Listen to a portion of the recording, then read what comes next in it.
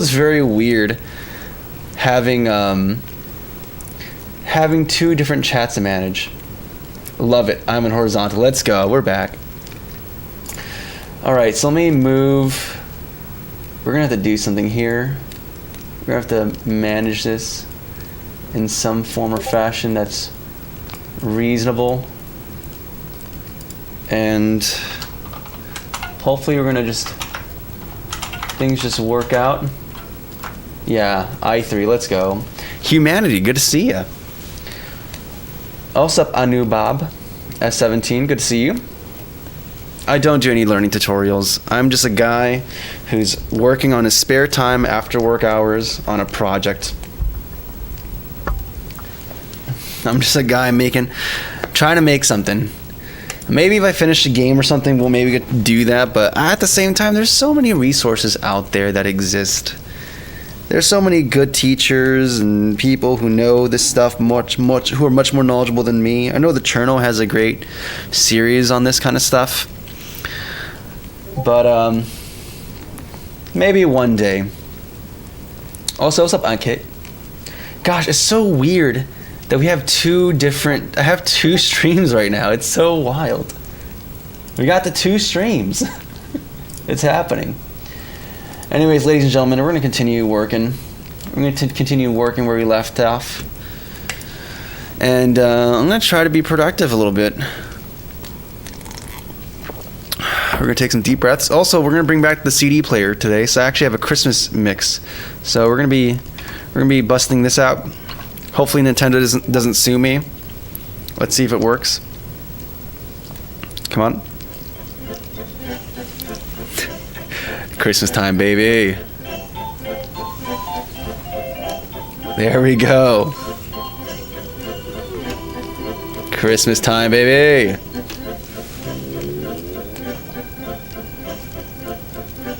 I'm doing some audio processing here. So let me know if the frame rate is really bad, though.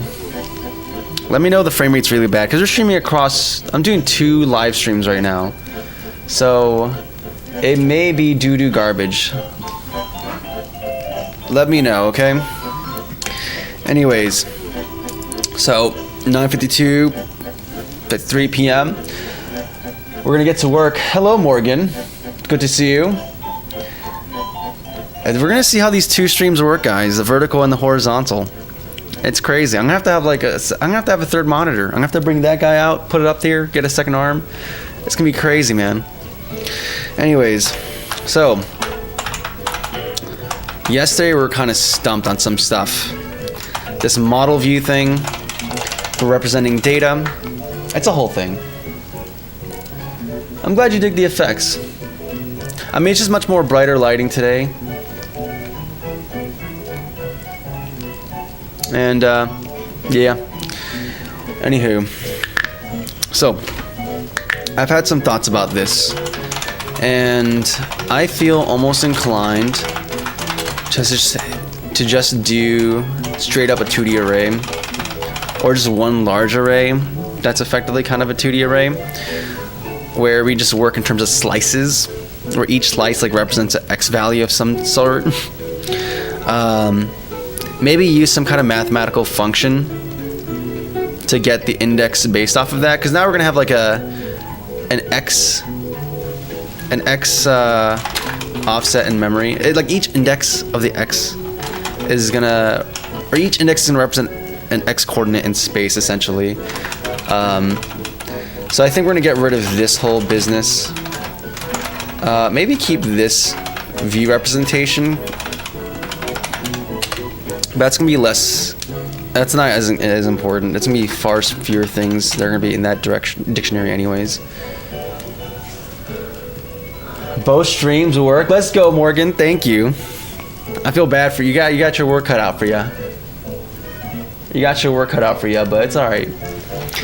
Anyways, so yeah, I'm thinking of probably having like a I don't know. What did I have here? Entity array. It could be a 2D array, or it can just be array by slices. I don't know. We're gonna think through it. But yeah, it's gonna be like model. Yeah, it's gonna be model again. We're just gonna call it that, and then it's gonna be. I keep forgetting C. I keep going between C's syntax and C# is always weird for me. I always kind of forget it. It's always very odd, but it's gonna be. If we do a single array, it's gonna be this width, board width times height, board width times height. Yeah, it's gonna create our array. That everything's gonna be just one. We can just have one block of data, and hopefully it makes iteration easier than having like a dictionary to a list. Just so we can pretend we're a little bit more performant, and that's gonna break a bunch of different things here. So we're gonna just kind of go through it, and let's just even comment out how exactly our entity is gonna be functioning. So our slices, I'm thinking, are gonna be like. In fact, let's just, instead of doing this here, let's just.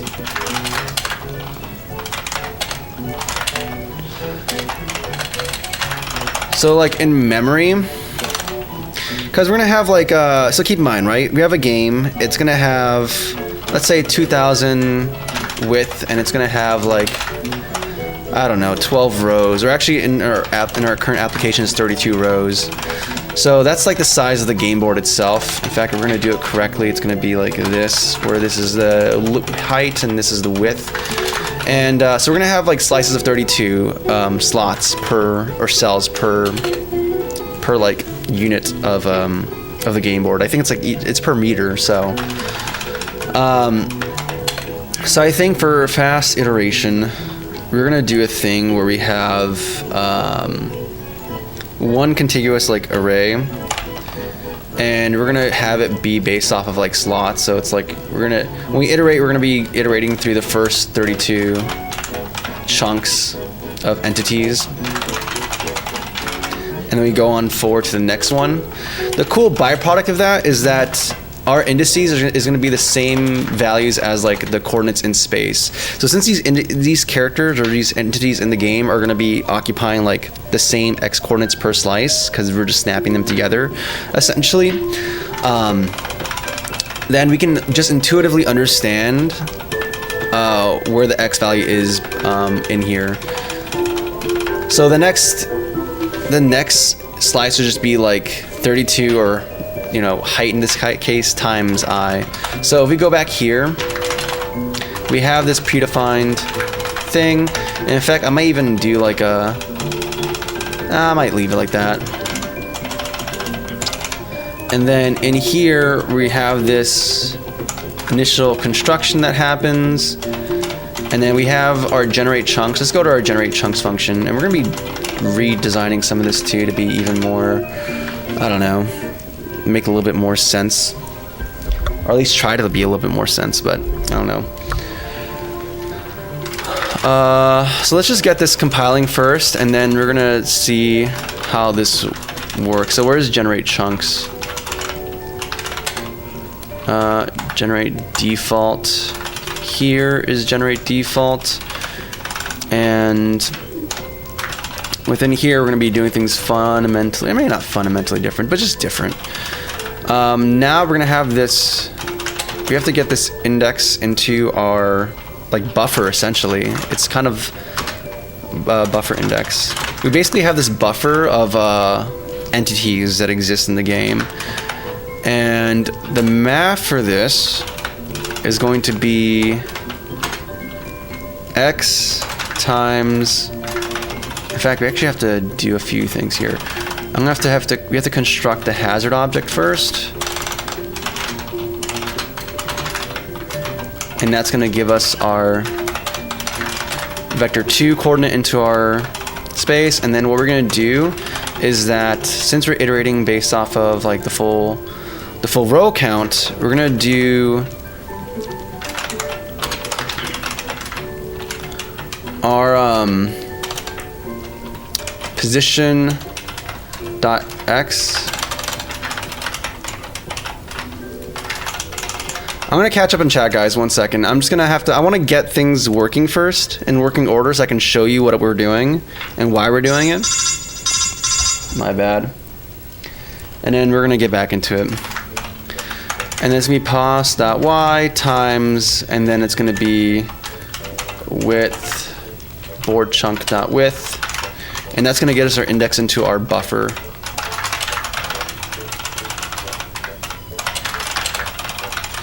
And then now the thing is that these y positions are floating points, which is not great, but since we know for a fact that these are gonna be, you know, round, like it's just gonna be meters, that's all we're gonna be doing, then we can actually assume that it's or allow this casting to be fine and not worry about imprecision. Not worry about it too much. Or heck, even use like an int2 type and pass that out instead to really hard enforce that position. Yeah, yep. So maybe we'll do that later. But now we have our buffer index, and now instead of doing this whole initial like dictionary thing, we're instead gonna be enqueuing stuff. We're instead gonna be doing model buffer index equals, and then it's gonna be new entity, and then it requires position and this hazards thing. I believe that's a constructor we use for it. It might be backwards. It's actually backwards, yeah. So it's actually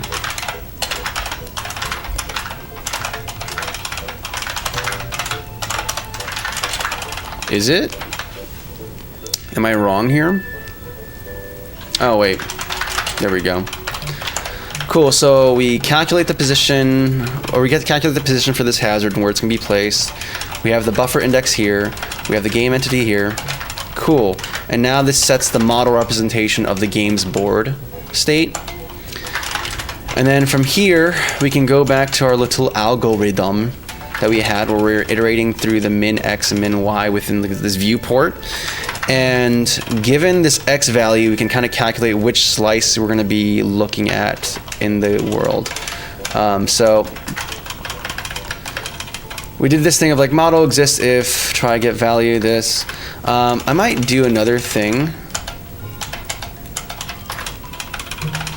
We might have to add another thing here, because before we had a dictionary with a dictionary, and then the presence of an object indicated it exists, and the absence of it means that the object doesn't exist.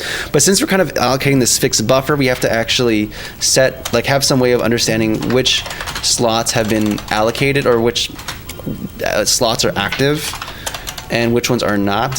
So we're gonna have this alive thing here, not alice, but alive. And that's gonna be what's used to kind of mark this as alive. And then when we kill something from model view, we're just gonna set it to default, and this should be set to 0 by default. So yeah, let me catch up in chat real quick, guys. 1 second. Question for everyone, but any recommendations for 2D RPGs or JRPGs with front view turn-based combat? Doesn't matter how old the game is. Ooh.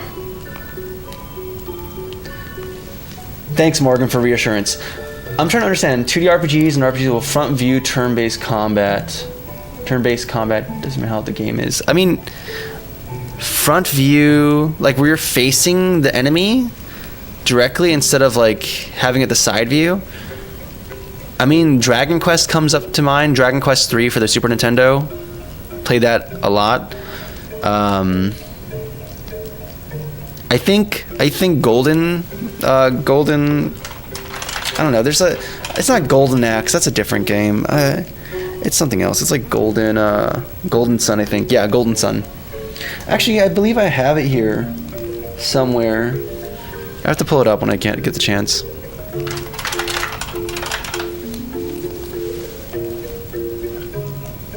On Linux? No, I'm using Rider on Linux.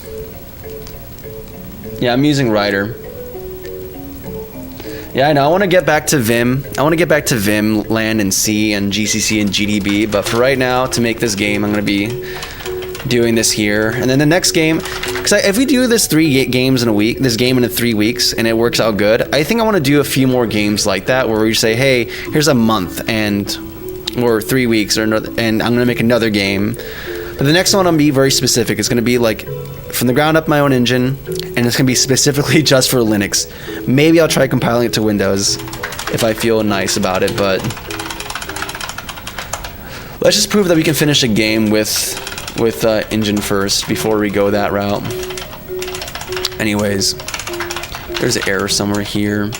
I'm not sure where it is and why. Oh, because this isn't initialized. Yeah, if you're constructing this entity type, we're going to assume that isAlive is equal to true. That's a safe assumption. And then now we can go back to our logic here of like this window thing.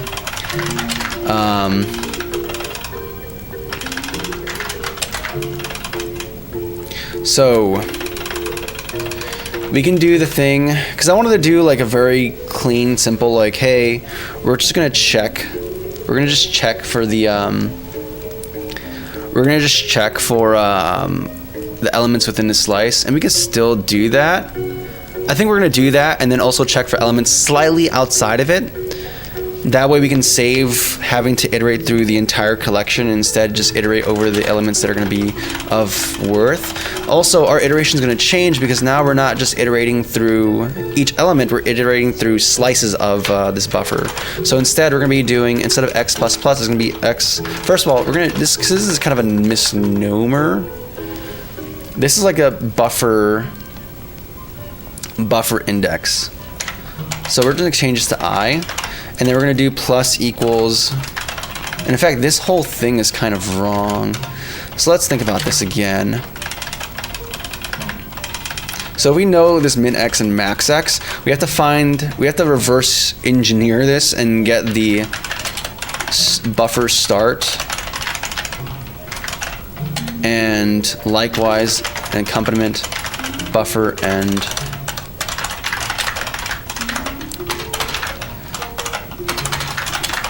So, buffer start, buffer end, given the min x.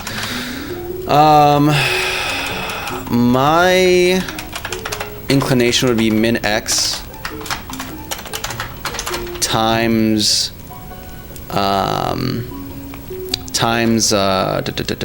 height, because that's the size per each x coordinate. Yeah, and then this is a float. But we're going to cast this bad boy into an integer. And then like ours, we're going to do max x times board height. And then now we're going to be iterating from buffer start. Actually,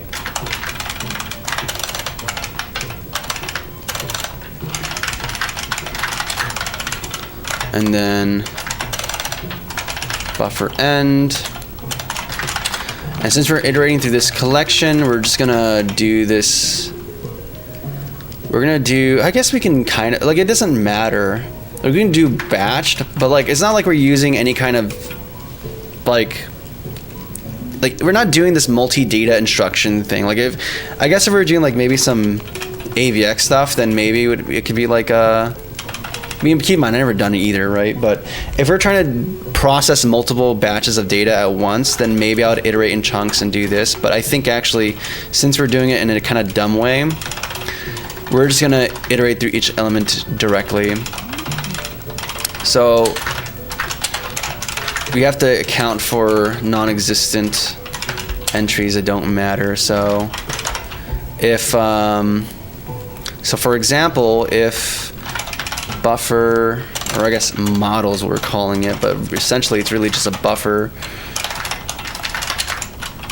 I dot is alive,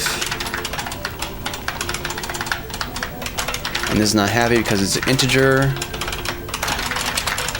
So if it's not alive, that means it's not an entity that exists on the board in this particular spot. So we're just going to continue on our way. Otherwise, it is an entity that should exist. So model exists. We're not doing this.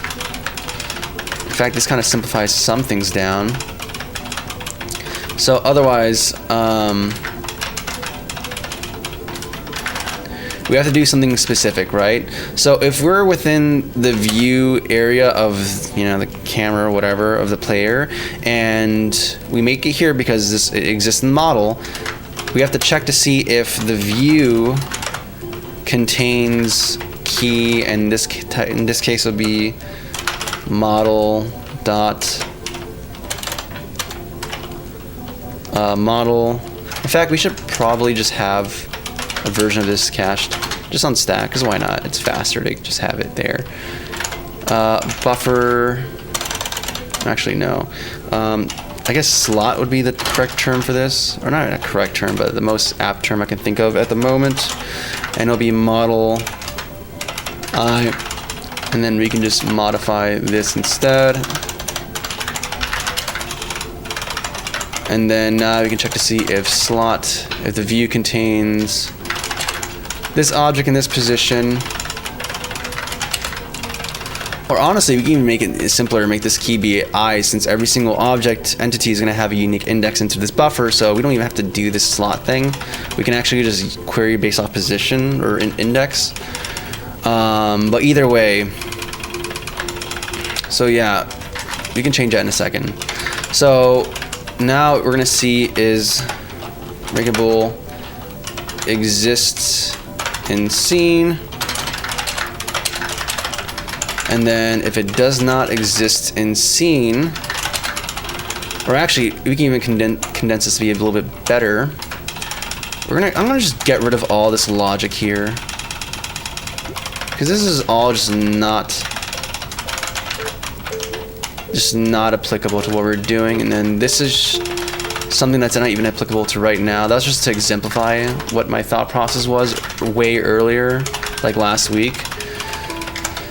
Anyways, so we have this exists in scene, and what we're going to do is instead, if it exists in scene, we're going to continue, because there's no issues here. We just continue on our merry way. Oh my goodness. And then, oh my goodness, please let me, thank you. Otherwise, if it exists in the model in this point in space, but it doesn't exist in the view, then we have to actually create the new object. So we create a hazard given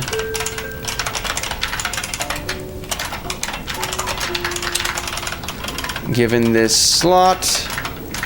It's going to spit out a game object, and then we're going to add this to the view, and then we're going to mosey on forward. Now that's going to work great for just things that are going to exist. And don't worry, I know we're constructing a new game object with this function, but we're going to do the object pulling thing later. I just want to see if this iteration is not as bad. Because the cost of this is far more negligible in comparison, in my mind, to the crazy update iterations we're doing before. And then what's going to happen from here? So this covers the creating of objects, but now we have to handle the other case of like, hey, what if an object exists that shouldn't exist, right? So I think since we have these margins defined here, we can add an extra margin that's going to be outside of that, and we're going to iterate within those spaces specifically just to see if there's any objects and then move them in and out. Let's just first see if this works any better than yesterday, because yesterday was like terrible. And if this doesn't work here, great, then we're going to have to figure something out. Probably reduce chunk size, but that's just, we're just going to have to deal with that. Okay, still pretty laggy. But hey, it's actually kind of working. Though for some reason the size and scale is being collapsed. Okay, but this is definitely better than last time. Though I'm not sure why this is behaving the way it is. Maybe it's due to just... Maybe it's just due to...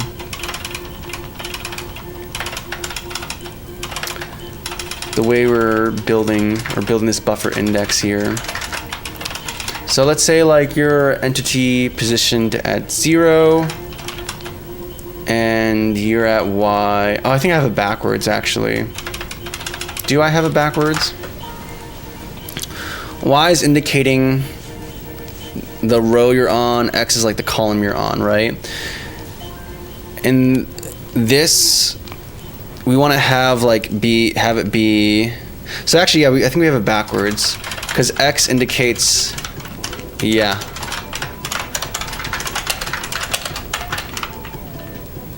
Okay.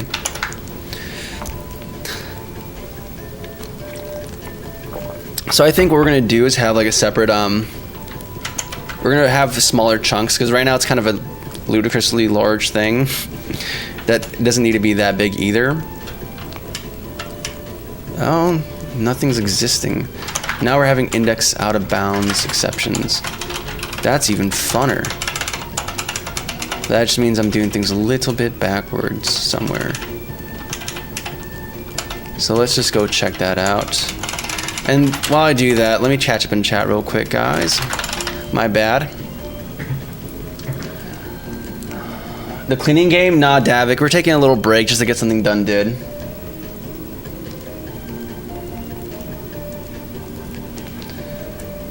What's up, Sagi? Or Sagi?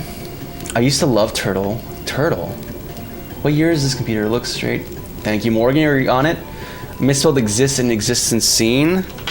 I mean, as long as it's still referring this to the same thing, it's fine. Yeah. But you know what? Thank you for pointing it out. I will fix that right now. Thank you. Exists and seen. So,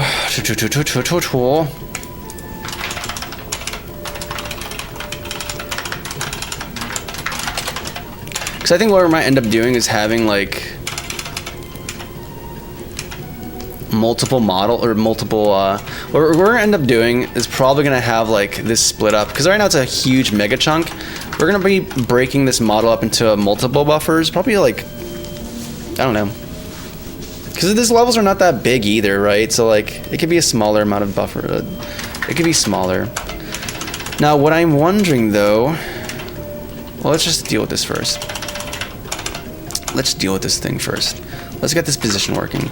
So buffer start is equal to min x, which is the x position minus this. Oh, it's probably causing an issue with a lower bound issue. Yeah, lower bound thing. Because we're starting at like 0, 0, I believe. So this would be a negative value. So let's just do this.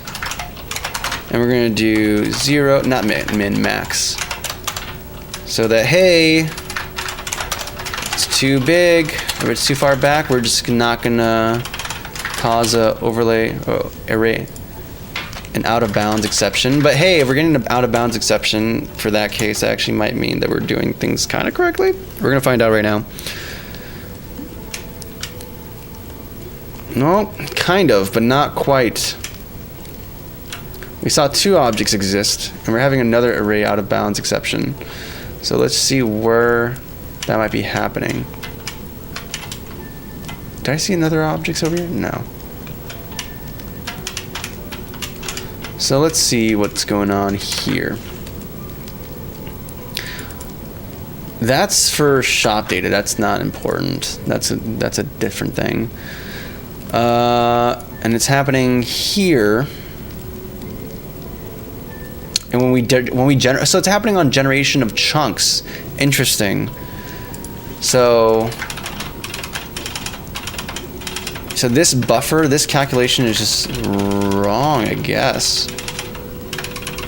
I guess I must be doing something wrong here then.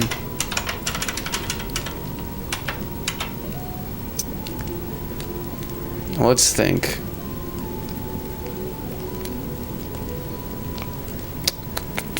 Each slice, each step, Oh, this is height. This is supposed to be height. Okay, I think hopefully that's the problem. We're gonna see. Okay. Oh, is there a stream error?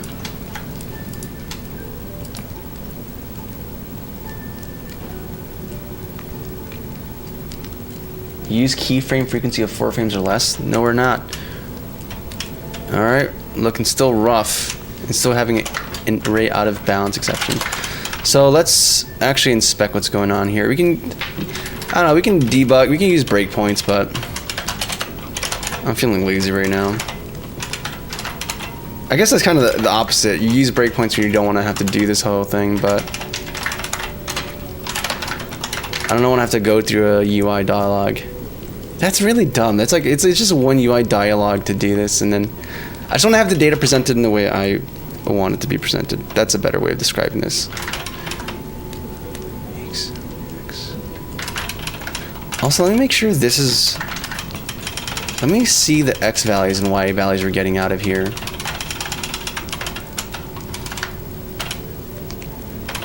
So I is, yeah, X, and then this is the Y chord. Okay, so it's what I would expect.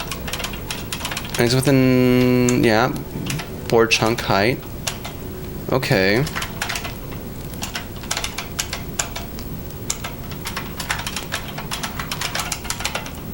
So let's just see what we're getting here. Also, you know what? You know what? This might be dumb because we're already iterating. No, we're iterating. This is like the X, which is also dumb. This should be using width, board chunk width. So that's also another dum-dum. In fact, we could just make sure this is, yeah, because we're not doing any changes there.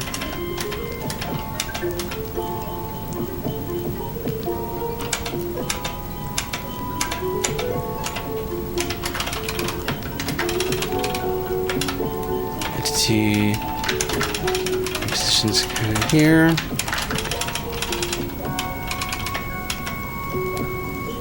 Oh, this is a normalized value.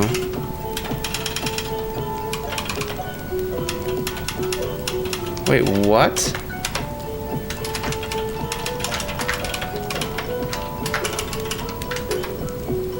Interesting. Okay. And it's normalized for reasons for oh, and that might cause some weird issues with the position as well, if I understand this correctly. Yeah, this is kind of makes no sense actually.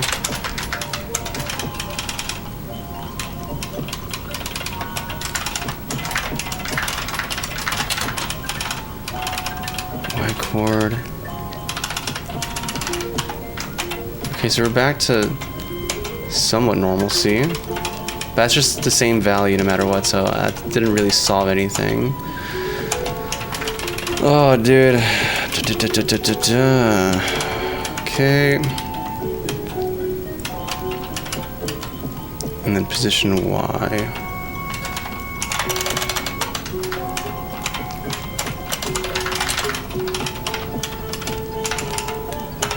Okay, let's just do the thing. Where is game board? In fact, let's just even like have the math be spelt out for us. We're gonna do, how does the math look like? I times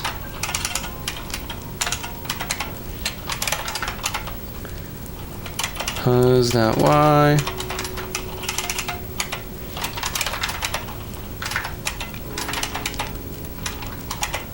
board chunk height. Yeah, I really should just use a debugger at this point, but whatever. We already made it this far. We're just gonna send it.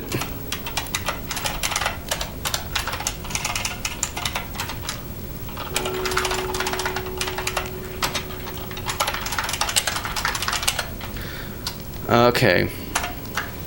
Now let's take a look.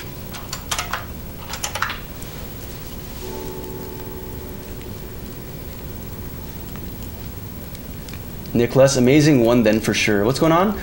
It's just amazing. I hope I'm not fooled. No, it's not AI. It's real. We have a green mode. It's like, I mean, I like how I always go to the green mode button to like indicate that this is not AI, but hey! So I guess we did fix it.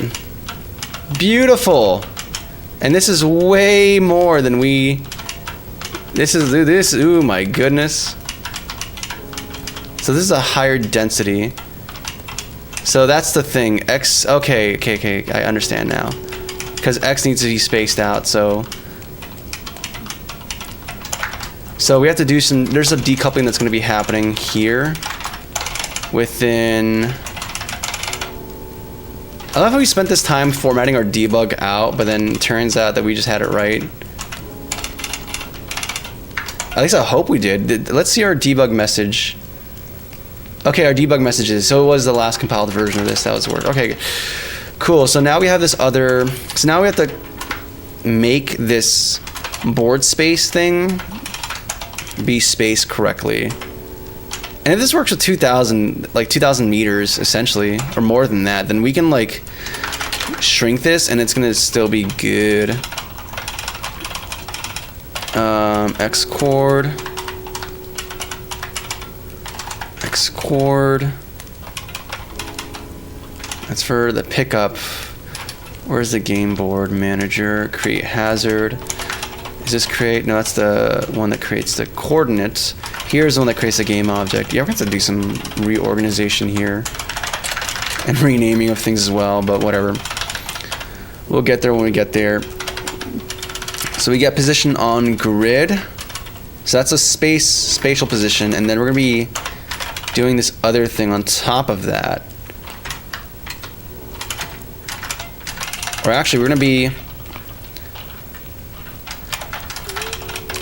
I need to change his name. It's like grid to world space is what essentially it's doing. And we do the math here for the 360 and the sine and x and fz and xy, right? But then we also have to have this spatial thing because we have this extra this space for cells. I forgot what it's called, or if I even made a thing for this. I'm pretty sure I do have some kind of constant somewhere here. Board cell length.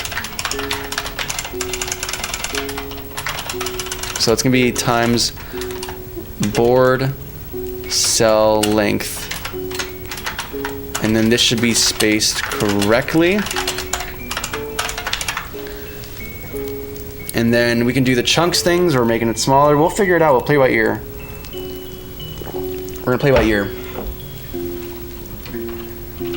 Welcome to horizontal. Yeah, we have two streams, by the way, guys. We have a horizontal and a vertical stream right now. So it's kind of funny having these two different worlds that exist simultaneously. Okay, now this is more spaced correctly. See how like the warning shader things are like correctly spaced for it? Now it's not like navigating a minefield.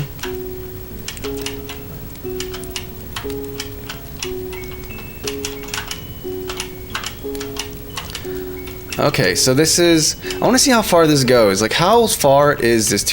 Well, it's what? 2,000 times 5, so that's what? 10,000? 10,000 meters? How far is that? That's like right at the, this keeps coming up, the troposphere? Is that the word? No, that doesn't feel right. Troposphere? No. It's a different T word. But I think that's around 10,000 meters. Or is it? Yeah, 10 kilometers. Yeah. Yeah, I think that's around where it is. We've been going for a while. So let's see how far 10,000 meters really are. In fact, why are we doing this? We could just do the math to see, like, if we can just fly uninterrupted for X amount of time, how long is that going to be for us? We only have one engine in this game so far. We can just do the math. And it's not showing up here. Here we go. Okay, so max speed is 30 meters per second. So like, okay, let's just go do the math. So 10,000 meters divided by 30 meters per second. How does that shape out? Actually, no. This is supposed to be 30 meters per second. So this would be about 333 meters per second. Okay, so how many seconds would it take to... Am I doing this? Is my math right here? We have 10,000 meters. We're dividing by meters per second.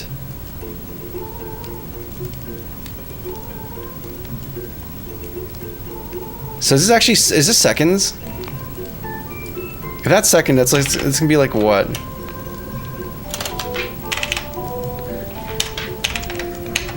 Am I having a brain fart moment? So it'll be like 5 minutes. So yeah, that's like too long if my math checks out. Okay, we can do the SI unit crossing out thing that you do. So like what? We have distance, and then we have a unit that's actually distance per second.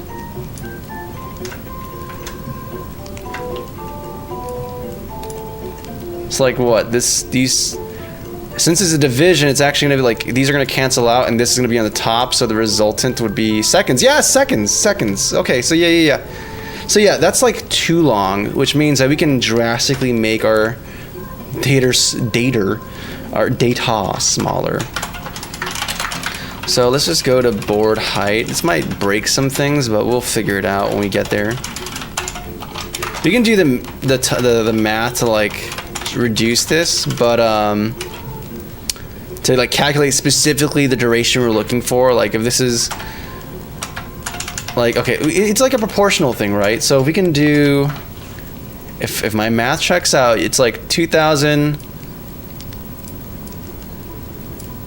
meters is proportionate to 5 minutes with like this higher upgrade. 5 minutes. So like if you want this to be, let's say 1 minute, then it would be 1 times 2,000 divided by 5.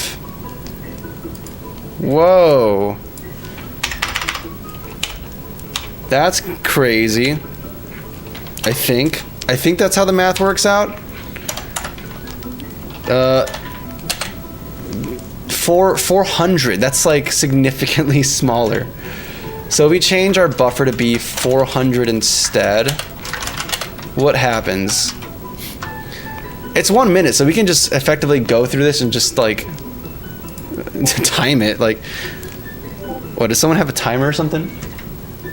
Also, what's going on in Discord? Why am I getting so many notifications? Oh, that's Mastercrafter. Yeah, stop it, dude. You're scaring me, man.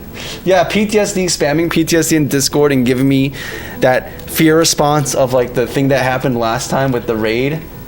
You can't do this to me. You can't do this to me again. Okay, so let's just bust out a timer. In fact, let's just do... Is there a timer like function in Ubuntu? Or do I have to actually go... Do I have to actually go to like a website? Like I'm gonna have to do Firefox and then... What am I doing? What am I doing? We're not doing that. I have my phone. My phone has a timer. I actually have a watch, but this is not as, it's not as visible. So we're gonna do stopwatch, and we're gonna kind of, I mean, that's assuming top speed, so we're trying to aim for the ballpark of like 1 minute. So we're gonna just press start. This game already feels much faster by reducing the amount of iterations we have to do.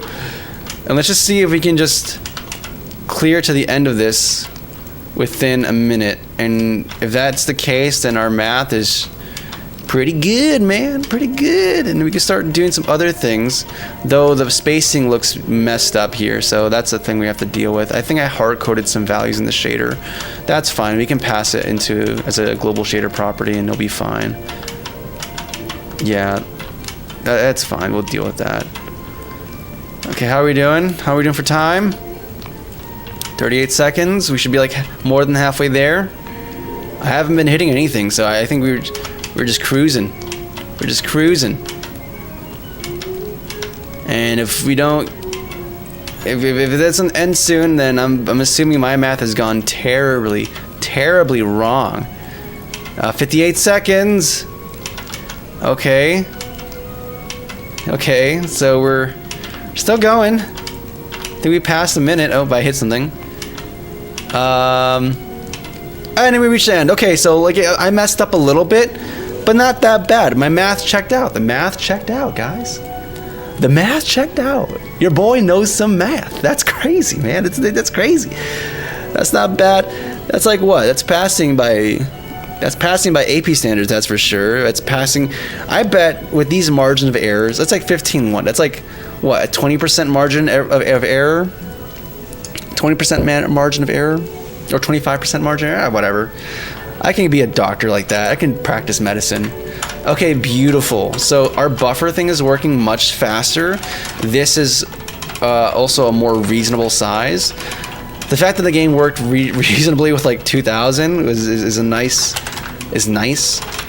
I wish I did a performance analysis to like just see how much time was this occupying per frame, and then how's it occupying right now. I probably should check it out because I feel like it's still probably not the best.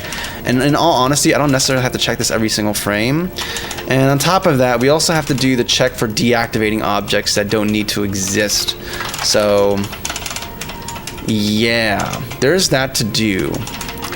But hey, we're doing pretty good, man. We're doing pretty good. All right, how we doing, guys? I think I deserve some Pringles. So let me just give me a second. I have some Pringles right there. So I'm gonna go grab it real quick, get some fuel, and catch up with the chat real quick, guys. 1 sec.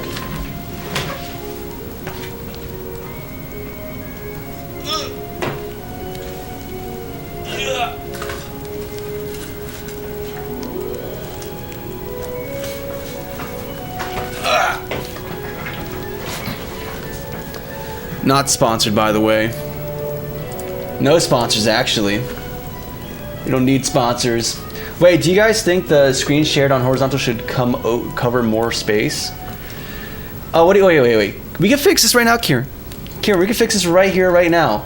You're saying the screen shared on horizontal should cover more space. Are you talking about like the actual main screen?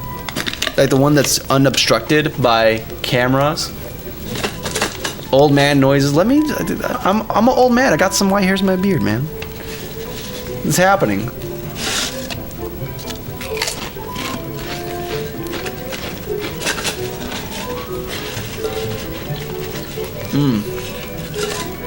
Also, Morgan called out the exist function misspelling from earlier. My bad.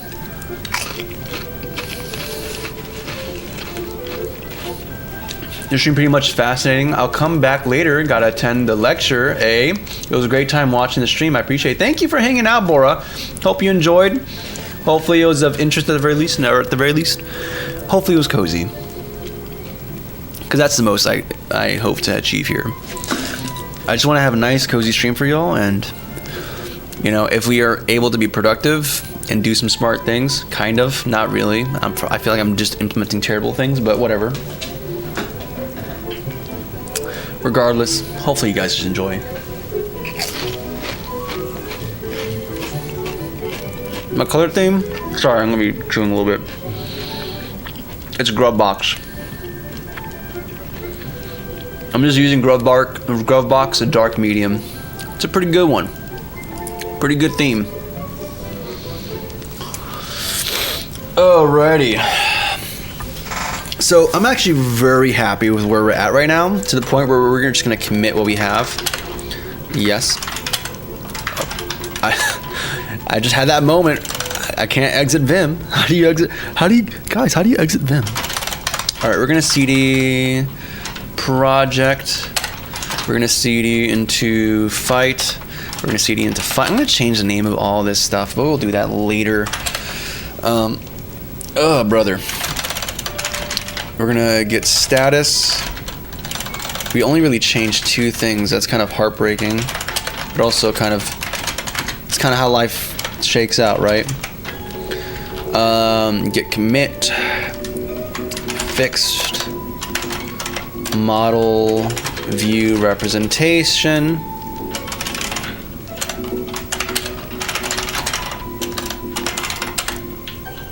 No, we're not doing origin. I forgot I got rid of that. We're pushing only to Codeberg. We push only the Codeberg, guys. I'm sorry, what? Git push berg. Oh, yeah, I have to specify master, I guess. Because we push to master directly. And then in the Discord, you should see... You should hear it. Hey. There's the Discord.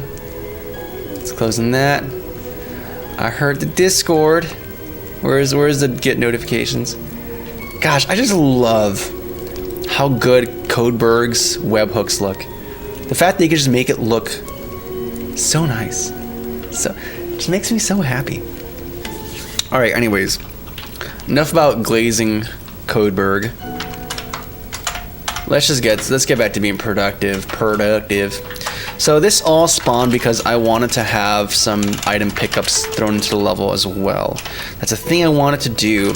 So we're still gonna do that.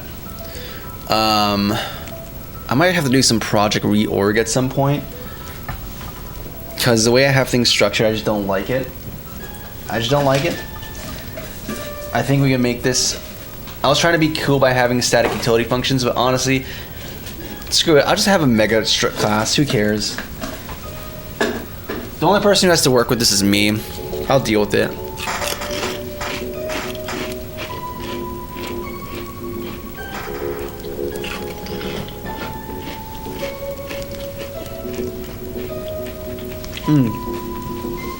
Thank you, Max. But I've been trying to be more conscientious of that.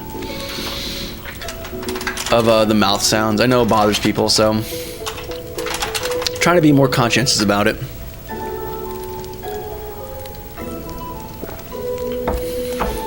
Not to say that I did never mess up, but it's okay. I'm trying. All right, so we have this create hazard, this create whatever.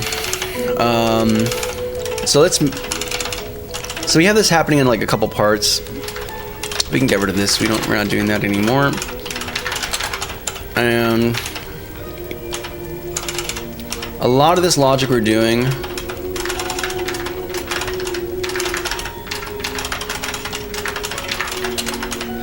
you know what, we might treat ourselves today. I might do some actual, like, let's make this look good instead of just focusing on functionality. Functionality is important, and I get it, and I've been doing it, being a good boy. I've been a good boy doing functionality, but I kind of want to just start adding some panache to the character stuff. Let's at least validate that the create pickup thing works, though, because that's kind of important. It's a little bit important. Also, let me validate that this works as well. Position X. I mean, it should. But I'm just kind of curious if that was the cause. If not, it was due to the weird stuff I was doing over there. It works.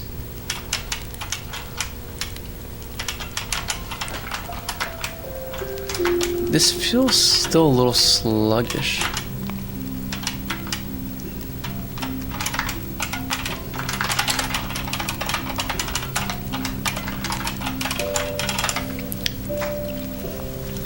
Also, let me check with the shader as well. Board state. Let's see here. We pass in the radius, world position, this kind of thing. Board state, yeah. Now, do we pass in any? Do we hard code the space? Is that what we're doing?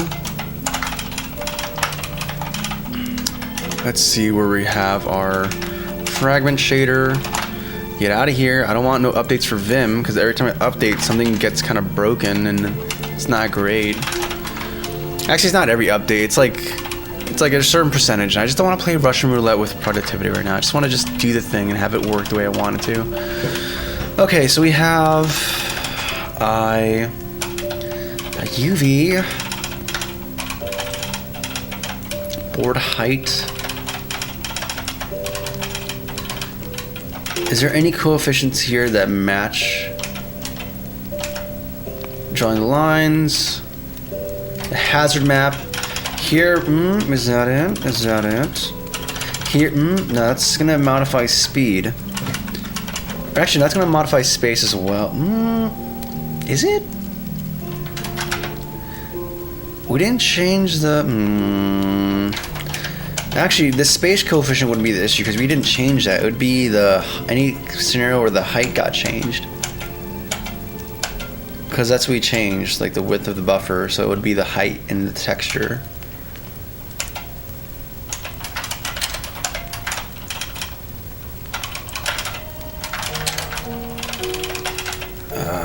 Okay, you know what? Let's just. That's not important right now. I just want to get the thing. I just want to check the position. So, where's our generate function?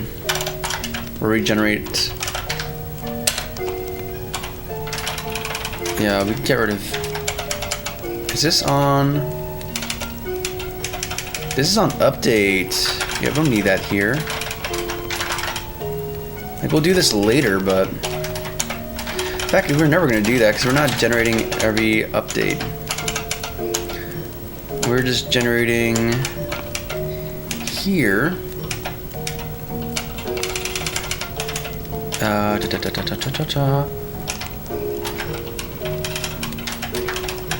Yeah, we initialize that. Board state apply. Yeah, that's for the texture.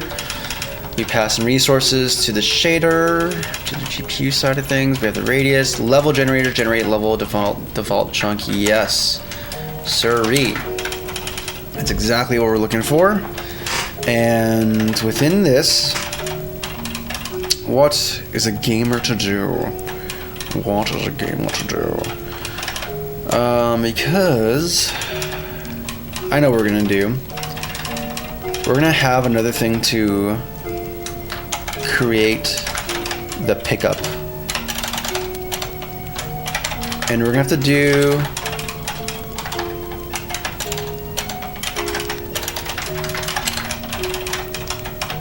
in fact, no, we're gonna actually have this be mutually exclusive now, and we're gonna do some gambling. We're gonna gamble in code, and I don't know.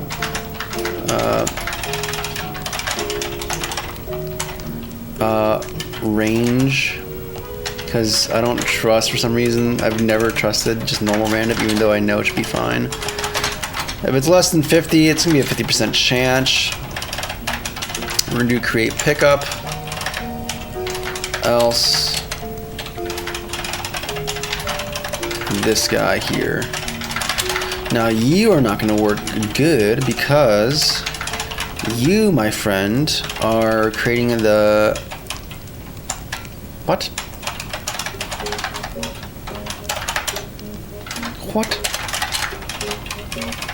What in tarnation? Create the pickup.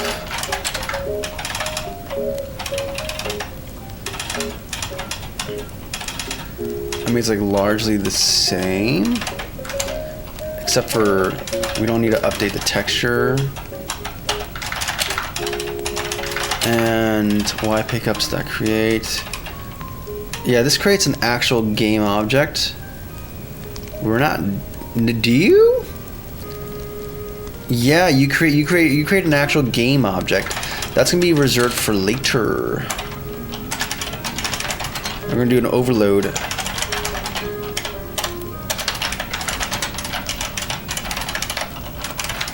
I have to make it like something distinct. An overload's too confusing because these overloads are kind of doing distinct things.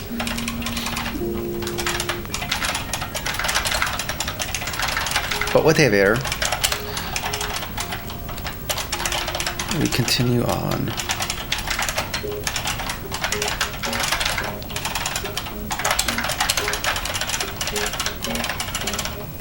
Okay. So we have some necessary things. Now we're gonna have our board, which can be a vector2 grid chord, let's say. Because it kind of makes it very clear that we're talking about a coordinate within the cylinder space. And then, where do we do this create? Yeah, I'm just gonna delete everything we have here. And instead, I'm gonna yoink everything we have here.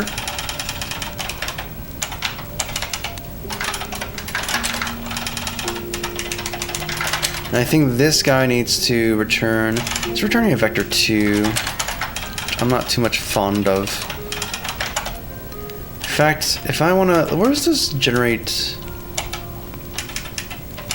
We're gonna just do some cleanup right now. Instead of doing this business, I almost feel compelled to have this create the entity instead. Like, that's my compulsion, is to have these create entities. So we'd have like an E entity,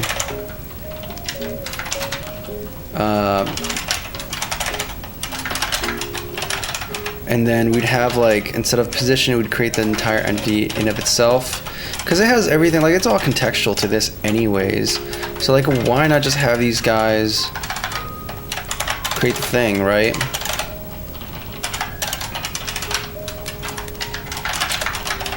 And we can just change this signature to be an entity. Game board, and it's gonna do your stuff, and then now you're gonna create a new entity, but now it's gonna be vector 2 position.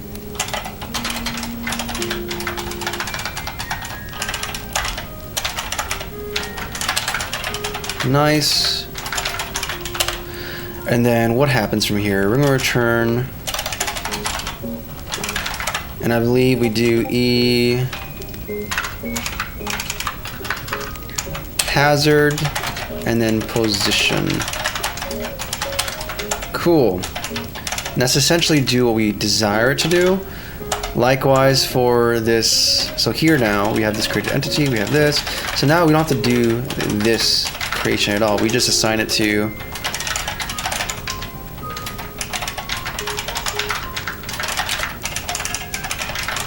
oh my goodness.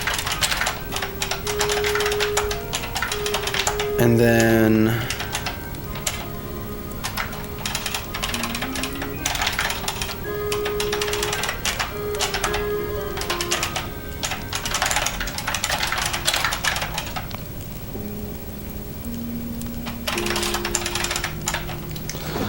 fix that. Let's let me catch up in chat, guys. My bad for being super focused. Andrew, what did I walk in on? 2.5D flying. Yes, thank you, Game Assassin. I appreciate that. Yeah, we're getting in there.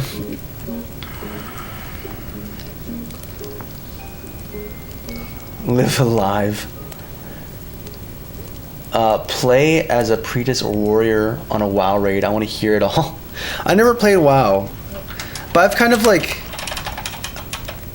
I feel, okay, there's a whole dialogue we can have here, but I spent most of my life feeling like playing games is kind of like, it sounds so weird too, but I always feel this guilt of like playing games because I'm like, I could be just working on stuff. Like even since high school, I would prefer to be working on my games because I feel like that's productive and I have an idea and a vision and stuff and whatever. And so I always kind of felt guilty playing games and I ended up kind of avoiding a lot of those MMOs or time-seeking things. But now that I feel like I'm gotten to a more place of like security, kind of, as far as like my capabilities to make the things I want to make, I've been kind of wanting to catch up on things I've missed. That's why I've been getting into Warframe as of late. It's been very, very nice playing that. And usually I play like after, like at the very end of stream, so it's a nice cherry on top because like, oh, I did a good job today. I get to play like 30 minutes of Warframe, and that's my treat.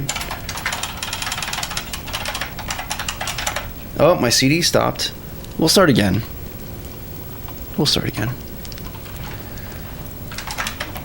I can't believe it's only been an hour. I feel like I've gotten so much stuff done right now. I'm not gonna lie. I was kind of I'm not gonna lie, guys. I was sometimes you read something and it's like online and it's like, oh gosh, that person's right. I'm a fraud. I'm not as, you know. So going live today, I was a little bit more, not hesitant, I guess hesitant in some manner, but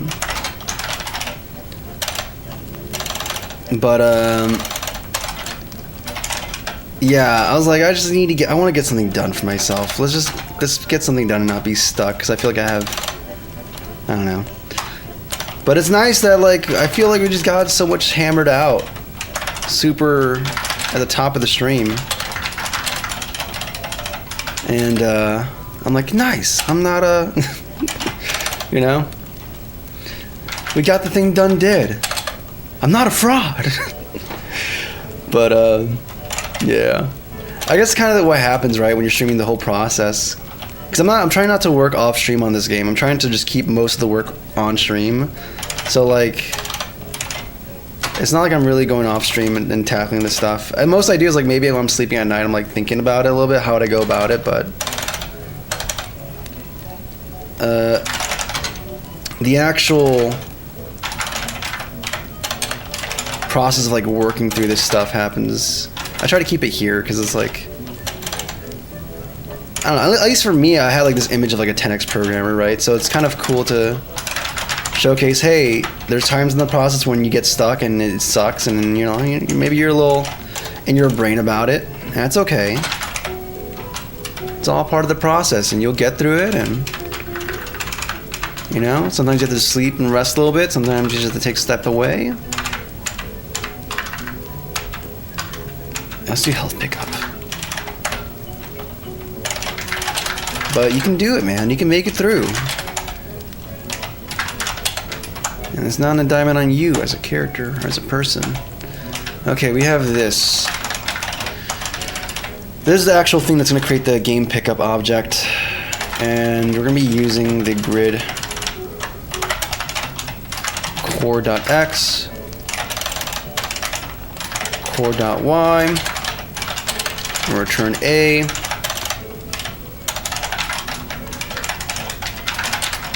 And what do we have going on here? Default generate chunks.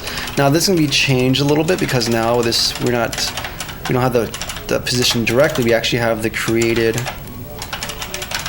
entity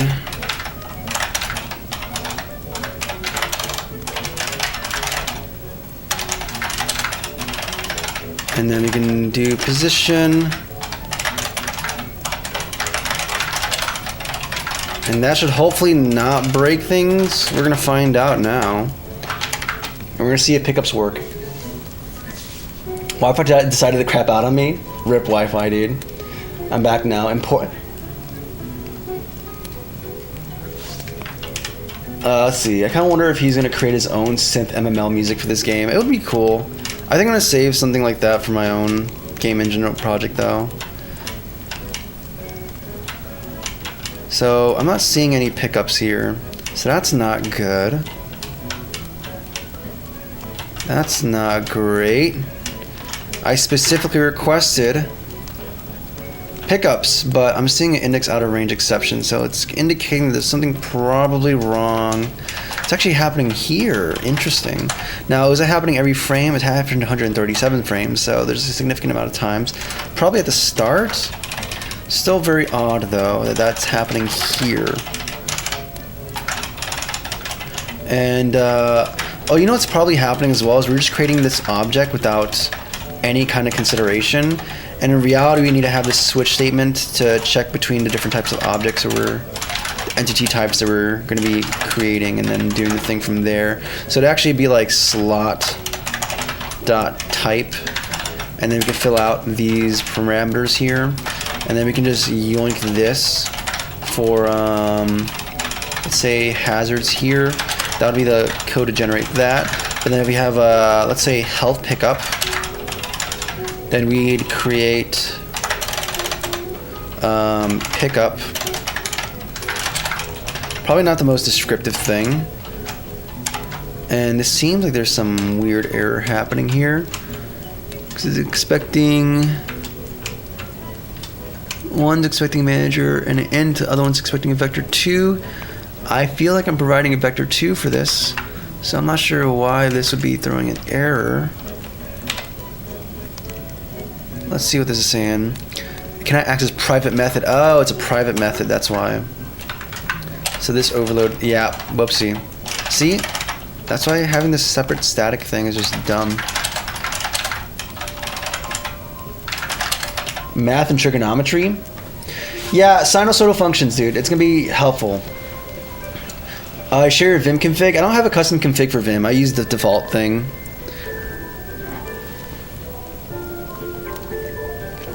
I just like being able to show up to any computer, have Vim, ID of Vim installed in a second, and just be able to navigate it the way I like to. But yeah, if you want to do this kind of angle stuff, unit circles and be your friend. Learn how you use sine and cosine to get the x and y coordinates on there, and then you'll be surprised how powerful that simple amount of knowledge is. Return a.game object. It's never used, so that's not good. But that's because we haven't captured it yet. So we have to do new view. Tell me you're creating a term view object for this. I can't sure why that's funny to me, but it does not mean what it means in my mind. What am I accustomed to thinking of as a view object? Create pickup. Now we create the pickup.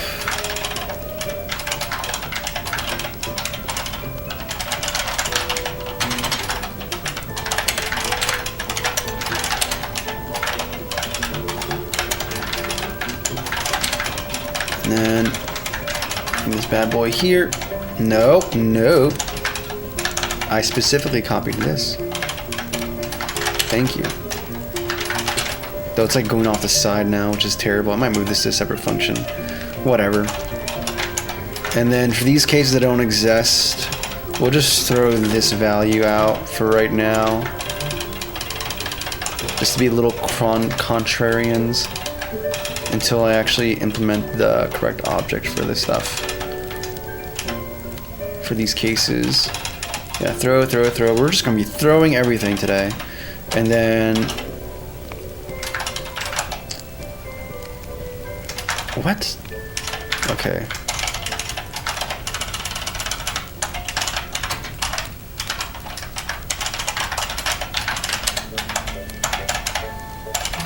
Okay, it's gonna compile. We're gonna check it out now.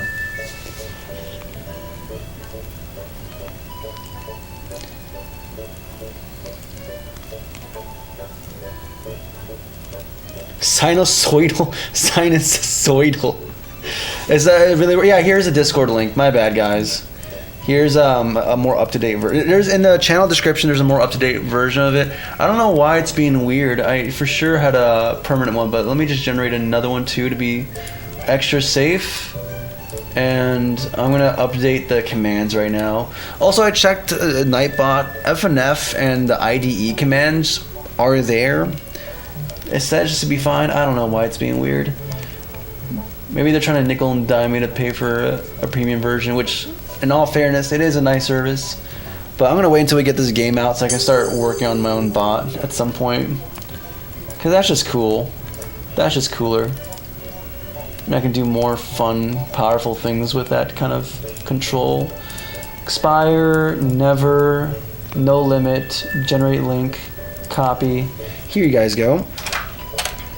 And I'm gonna update Nightbot right now for your pleasure, your joining pleasure. And where is Discord? Please, commands. Yes, commands, thank you. And Discord, we're gonna update the link of this because for some reason it's expired. I don't know why. These services are failing me. Then again, that's kind of like my ethos, right? And then we have some new people in the Discord as well. So welcome, Milk. Glad to have you. And Hakai. Cool name. Welcome. Make yourself at home. Or make yourself cozy. That's what I usually say specifically. All right. So this should handle the creation. Let's see if this creates the things we wish for it to create. And either I'm a happy duck or I'm a sad goose. Hey, I'm seeing cubes oriented in a very odd way, but whatever. If I go into it, darn you, Dinkelberg! It doesn't work. It does not work. What are we getting? And that's a shop one. I know about that null reference. That's not an issue. So we have this. It should have colliders, if I'm not mistaken. You have a box collider. Its trigger is true, and then you have a rigid body collider on you with frozen X and Y. Is it because you're a trigger? Does it have to be like a... I wonder, actually. Because the player doesn't have a physical... That might be the issue, is the player doesn't have a physical... Oh... I have a hunch that might be the case. No matter how many game projects I do, I never get collision right in Unity. It just never happens. I try, but we fail.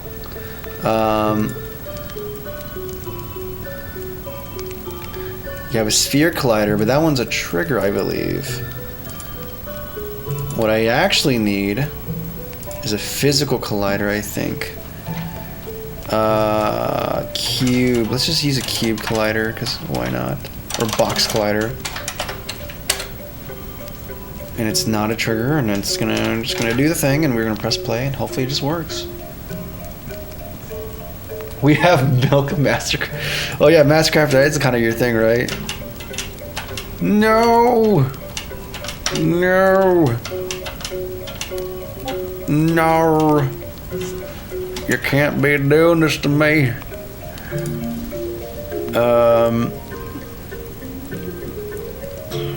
Yep. Okay, so we're gonna do something slightly different. We're gonna do on pickup. Again, I wish I kind of had just discrete collision. If I was doing this in my engine, I could just do discrete collision checks in the thing, and it just is fine. It's just okay, but maybe it's not the best. Whatever. It'll be different.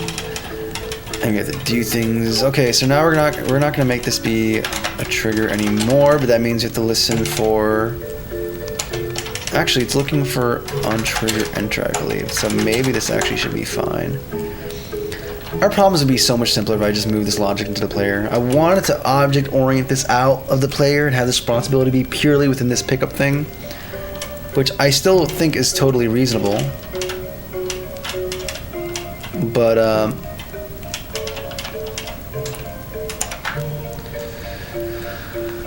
hey. Also, what's up, Towson? Glad to have you in the Discord server. I've noticed you're typing quite fast and navigate without typing.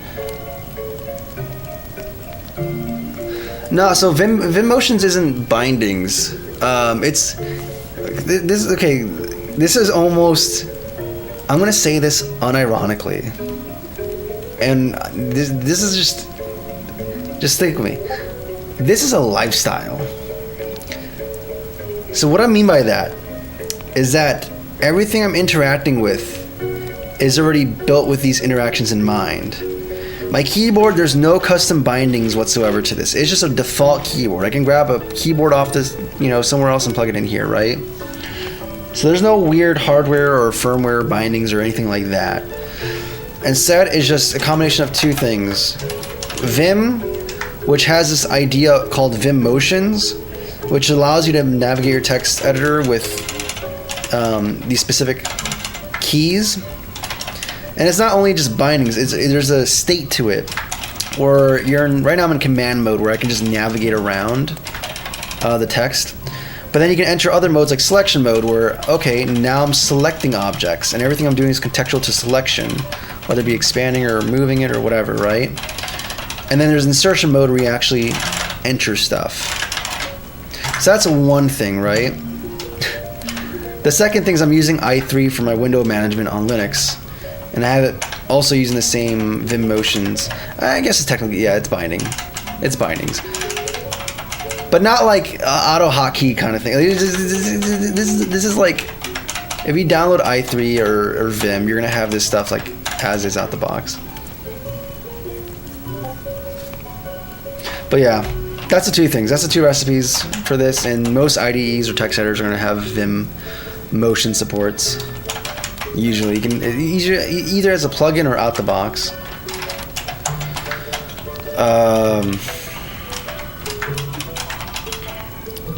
So, if this is not working, I'm assuming this has to do with this entree. Oh, am I dumb? Oh, I'm dumb. Oh, I'm dumb. I never tagged the player with the player tag.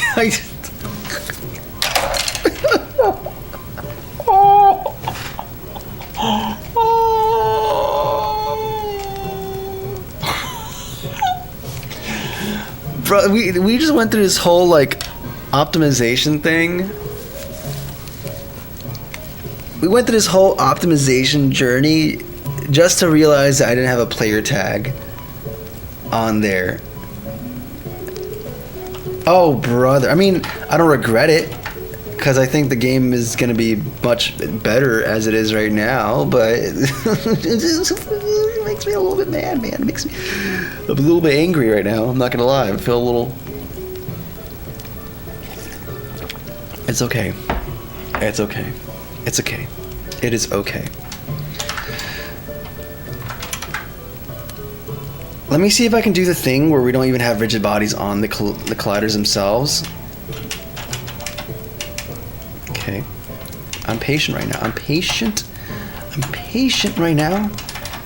Because we learn things. We just came to have some new forbidden knowledge. New forbidden knowledge. So now we're just gonna press play and see what happens. Seinfeld initialized. Also, I catch up on horizontal. What's up, horizontal people? The elite chat. What's up, Kelsier? What color are you using? Oh yeah, I already answered. Yeah. Where the code is could be bigger. Oh, I have no idea. Oh yeah, rustic leather. That's a thing. I have that on my GitHub. I'm gonna move that to Codeberg at some point. Oh yeah, an imposter syndrome thing. Alright, let's see if this does anything. No! Why?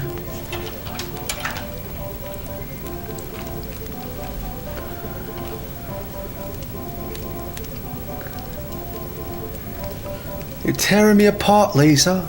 You're tearing me apart. Okay, so. What do we have here? What do we have here? What must I do to have my pickup work? Well, I'm just gonna... Let's first check some things here. So, oh, wrong target. It has to be this one. This one has to be player. Okay, so maybe it's just that. Maybe I'm just being a silly little goose, and I just keep tagging the wrong thing as player. It's okay. It's okay. Hey, we finally have it, guys. We have it. Yay. Oh, bingo. That's a bingo. Now we have pickups. They're doing a thing. What are they doing even? If I hit this, what do you do? Okay, I'm taking some damage. I'm hurt. Yay. Nothing apparently. Which I think is actually fine because I don't think I implemented that. Maybe I did. I just don't have like the view representation waiting for updates on that stuff. Yeah, pickup breaks. Yeah, I think I didn't implement this stuff. Which is simple, but okay, that's a bingo. Now that we have this working, how much can we gut and have this still work as I desire it to. Like, can I get rid of this whole rigid body business? Trigger collider events. It's gonna be like Christmas if I'm able to do that.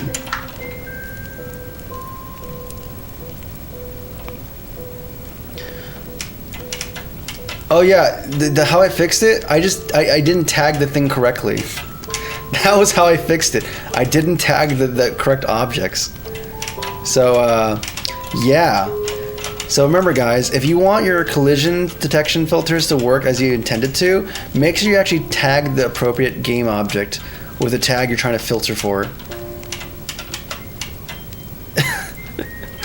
That's kind of important. That's like a little bit important.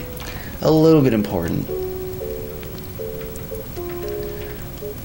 Don't really know how to apply them. Yeah, it's a whole thing. It's a pain. I mean, I thankfully don't have to work with that because I'm usually just dealing with sprites on quads. Though, Terrell, I will reach out to you at some point because we need to start dealing with assets at some point and making this game look more pretty. I hate how you stream mostly when I have to go. I'm sorry, man. I'm sorry, brother. This is my time when I'm out of work.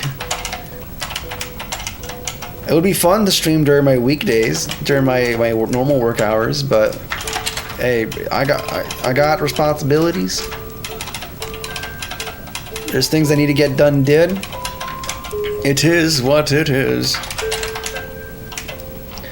And what is going on here? Oh yeah, this can be like for visuals, like. Yeah, we're gonna do things. We're gonna do some fun stuff here. We got broker. We got collider. Let's see what we got going on here.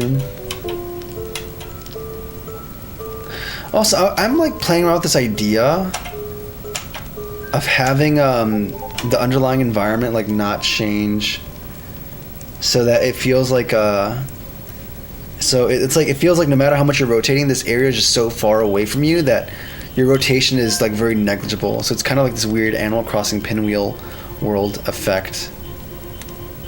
I don't know, but it's probably not going to look the way I imagine it to, which is unfortunate.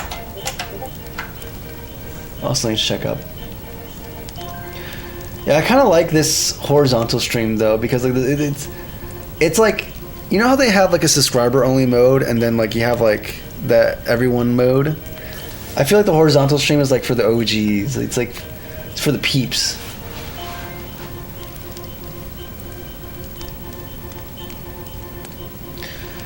Have no marks of orientation, work around. What's going on? What are you talking about? My first job out of college was a junior software consultant for Unity Engine. I wrote a lot of unit. Oh my brother. Oh my goodness, unit tests. That sounds like fun. Were you like catching up on unit tests, or were you actually like doing test-driven development? Because I know that's also fun, very fun. Game view UI. Now we have these new things we have to like listen for to update this. Health update.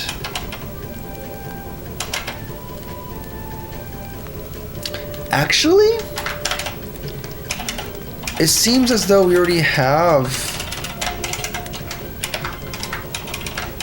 We defined this where? In the player. So we actually don't have to. We don't have to change that. We can actually just go to the pickup class.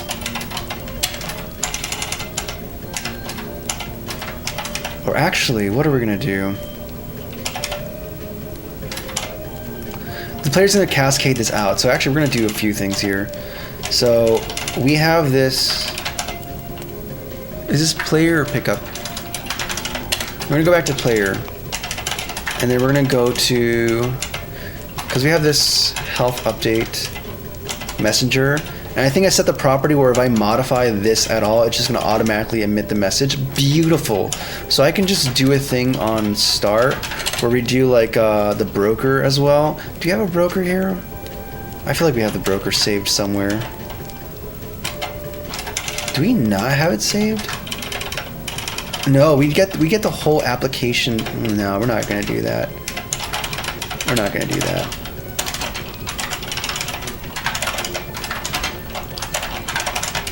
Power fuse, not broker, but broker. And we're gonna set this to be, actually just this one. And then on start, it's gonna be equal to this. Cool, and then we're gonna go listen for receive, pickup,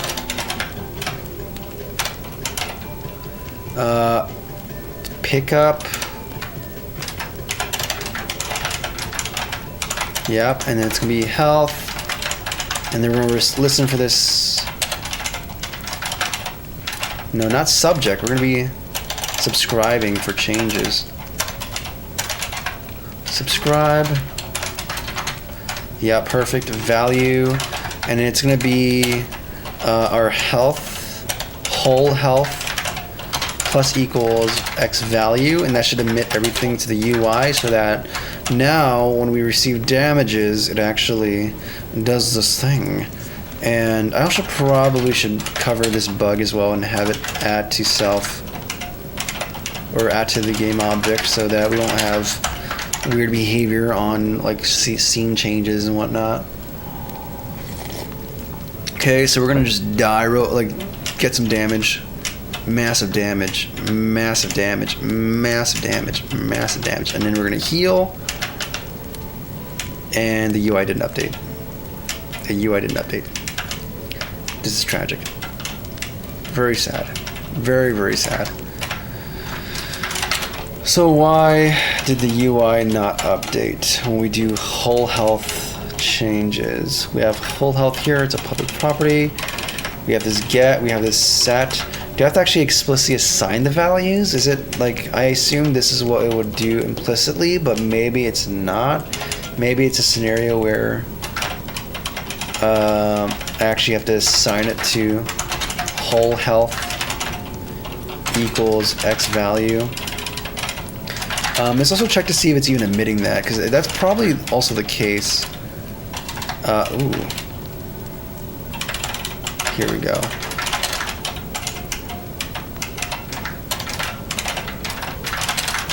So, within pickups, how are we actually doing this? Am I constructing the correct thing? And in fact, is there any exceptions being thrown? No, there's. I mean, for the 5 seconds, microseconds I saw, there wasn't any other things being thrown. But whatever.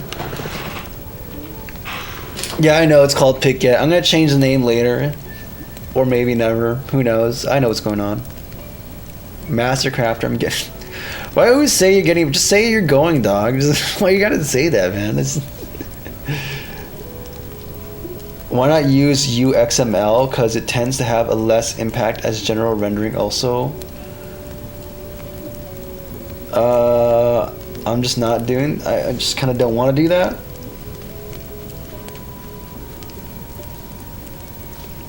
I feel kind of. I feel it kind of hard. And it makes me inconsistent. I guess I am approaching it in a wrong way. What you mean? Oh, you're talking to Kakashi, I guess.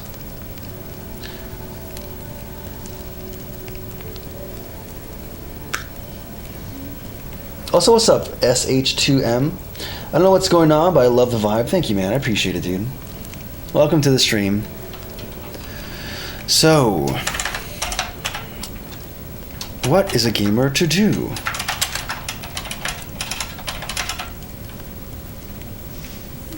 Whole health be in the end screen, and when you die, it adds. It's 20 more. What do you mean? Alright.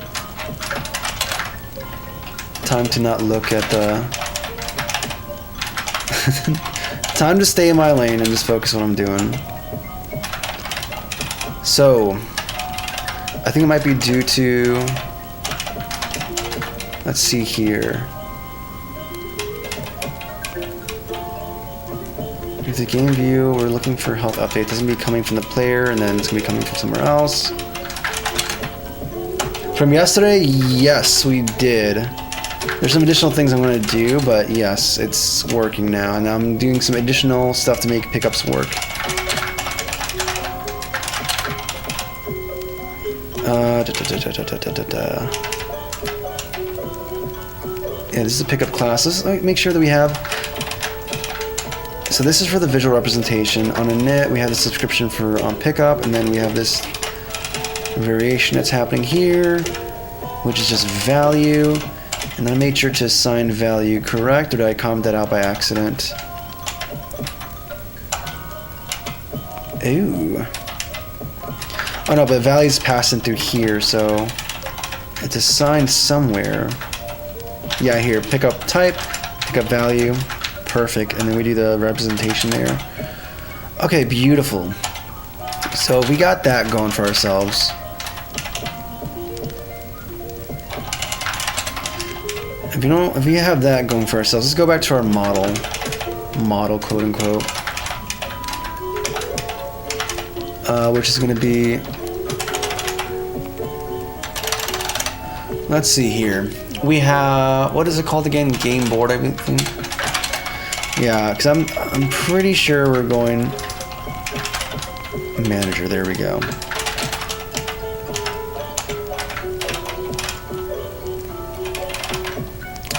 Let's see here. So we have. Let's go lower.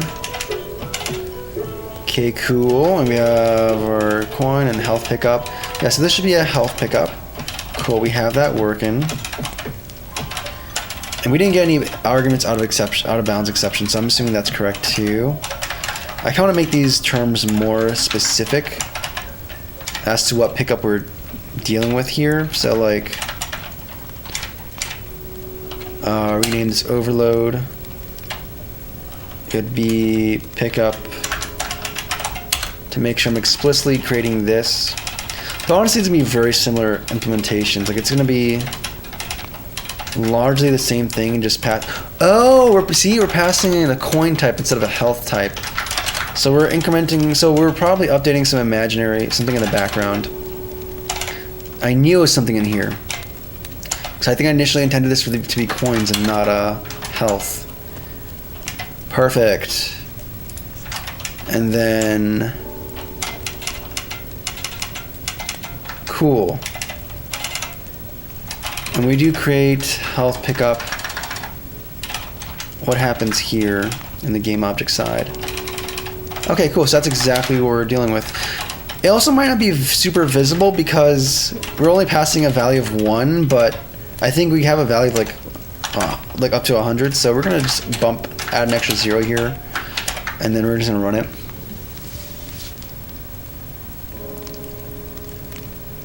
Yeah, hey, did Kara G swap to the shorts? Welcome, dude. Yeah, games are fun. They're very magical. I mean, the whole idea of magic is creating illusions, right? And games are kind of the ultimate illusion. Boop, boop, damage. Hey, now it's working. So that's literally just it. It was super simple. Nothing crazy. We're good to go.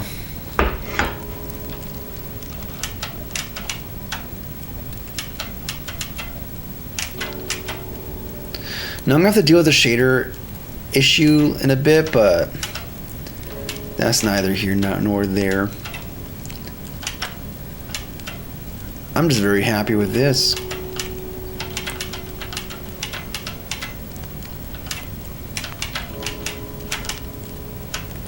It's cool you see like how the break works laterally. I'm very happy with this, dude. I am very, very happy with this so far. We're having this index out of range exception though. I wish, like C#, I wish you actually would include like the length and the yeah, like the length and the whatchamacallit.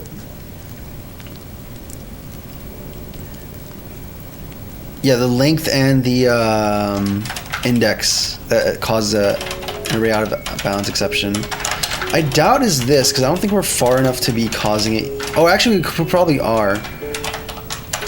We actually probably are? No, but even then, this would be, yeah, that'd be no. So, okay, so let's do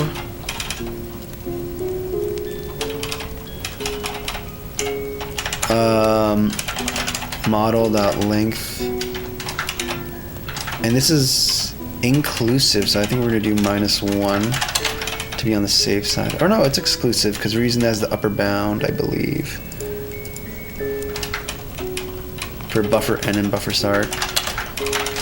Let's see if that just fixes it, but I doubt it.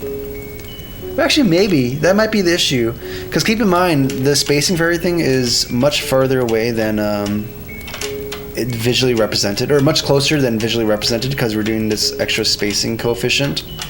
So like, there's very likely this thing that nope, another index out of rounds exception. So, but it happens midway through. It doesn't happen immediately.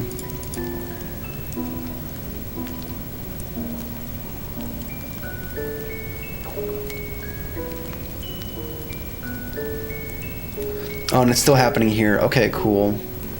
So maybe you have to do these clampings in the actual buffer starts and ends.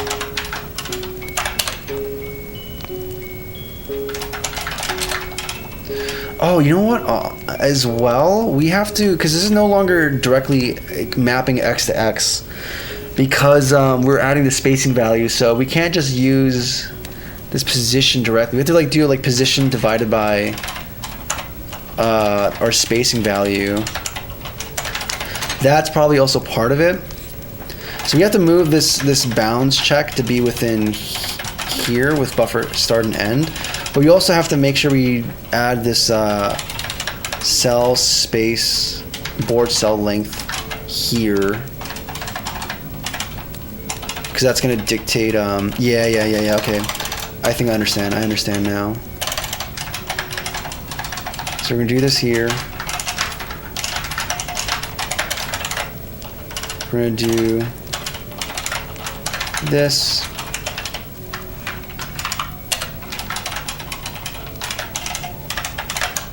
Get rid of this. And then we're going to also do the clamping here just to avoid additional errors. But I think that's going to be the issue. That should be the issue.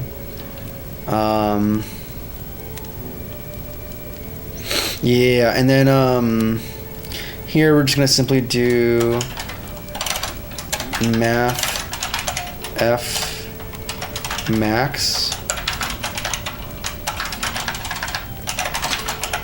and we have 0 for here, and then we're going to do math f min, and we're going to have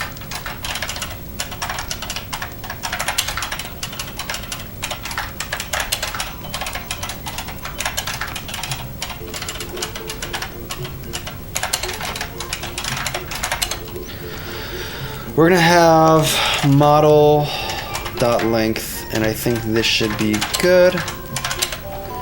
And let's just check and see.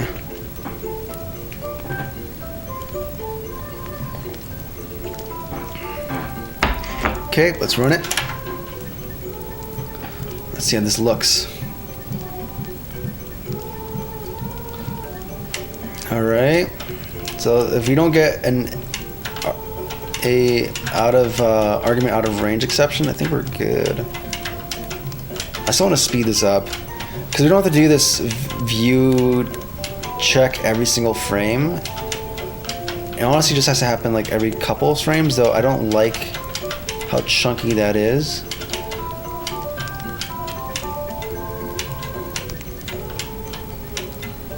Yeah, we're making it pretty far without having any particular issues with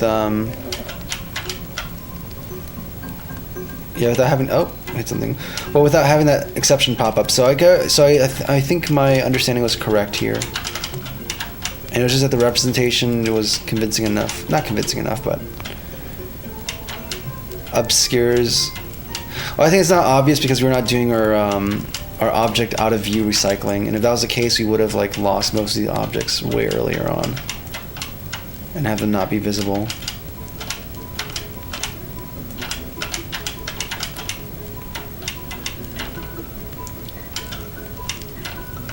Now, something else I would like to test, because now we're just seeing how it works in game. I want to actually see this bring in the objects in front of you.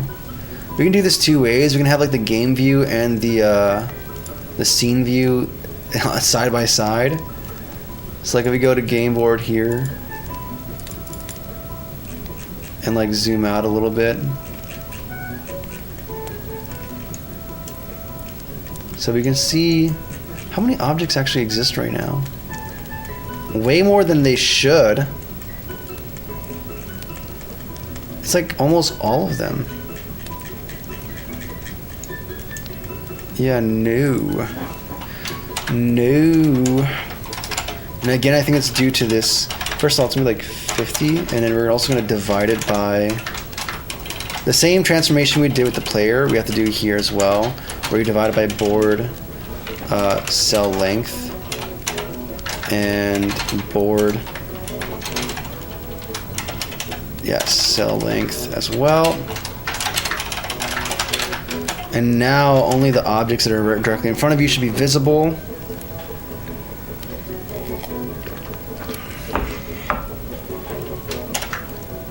Let's wait and see.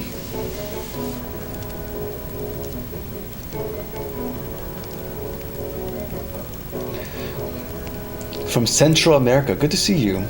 Welcome.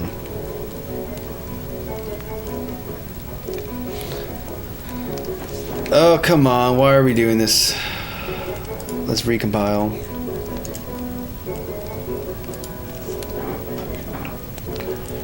There we go, complete domain. Complete domain. Alright, let's just see. So now we're going to see objects pop in front of us. Yes, now you see it. So only the objects that are within our view are going to pop in.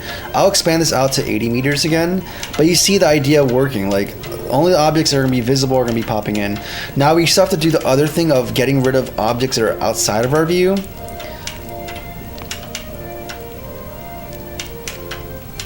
So if we're only moving forward, we can just do a simple check behind us for like the last couple of cell indices. But because the player can like keep moving backwards as much as they want to, it kind of causes some weird things to happen. Because then, like, I don't know. Let's just do a simple implementation and go from there. Thank you, Half Blind. I'm glad you dig the setup.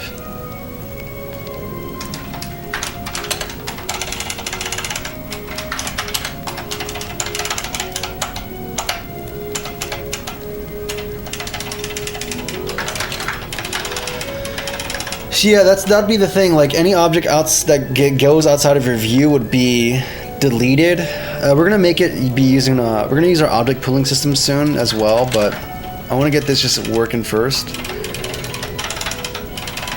Because the real cost of just having all these objects existing is just the problem, or a problem.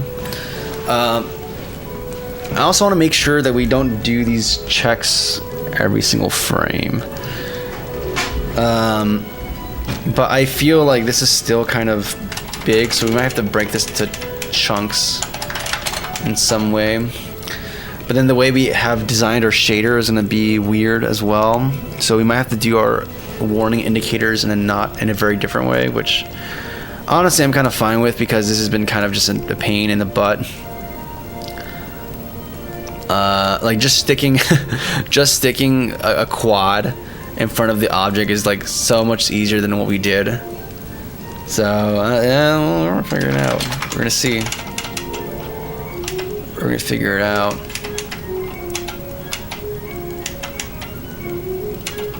Yeah, because that's the case, then we could just have like chunks of this, and then yeah, honestly, even the cost of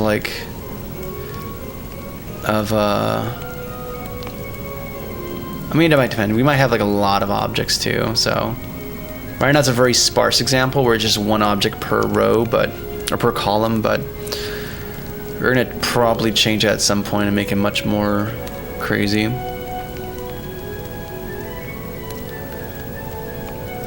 Now it's just a matter of just checking to see. Maybe we can have like these objects check for themselves. Like, hey,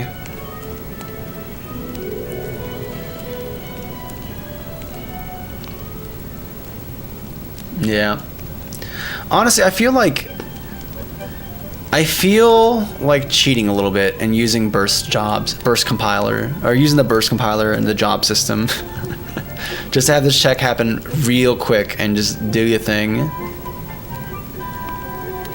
But I don't think that's actually going to be suitable for this.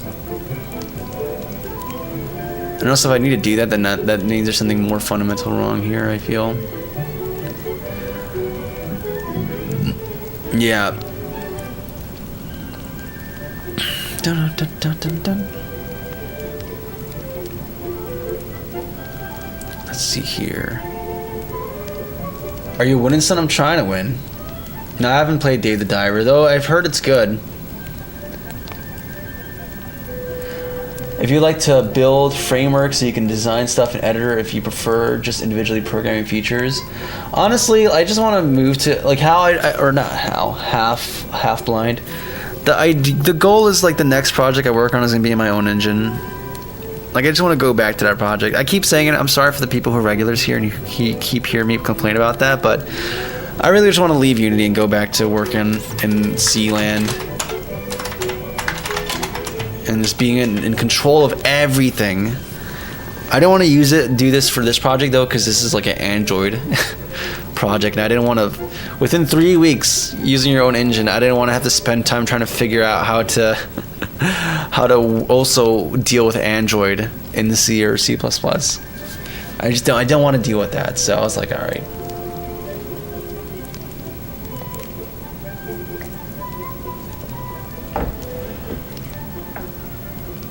No, none of those, Abel or Abby. Hi.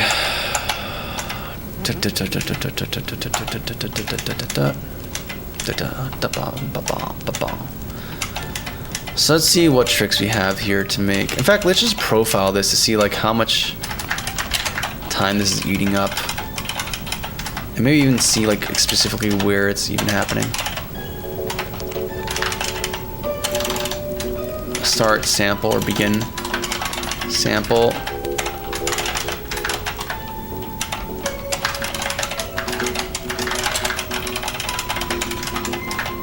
And then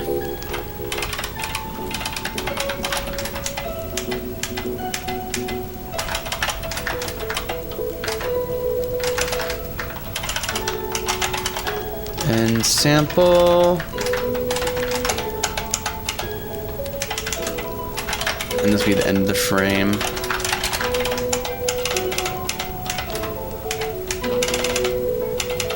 Let's update. This will be loop. Or actually, let's do gameboard.loop. Just so it's easier to load up. Or actually, I don't have to get rid of that. I could just do gameboard.update.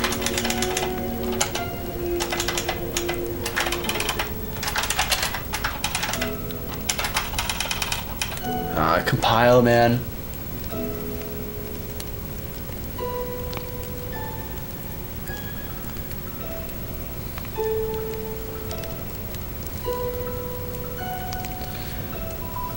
And Unity probably like really like 5 or 4 years at this point.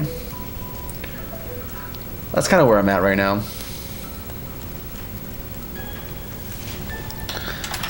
Nope, still plenty to learn though. No, I'm not sure if I want to learn more.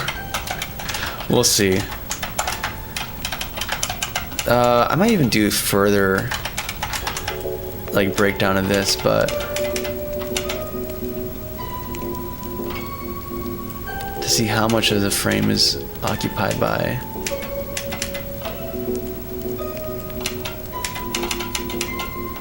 Also, are we ending the sample in the loop? Yeah, no, that's not good. You have to end the sample outside of the loop. So like here. Yep. I mean, I know, but I just want to get a feel for the cost of how much this is taken. Oopsie. And then we'll go to window.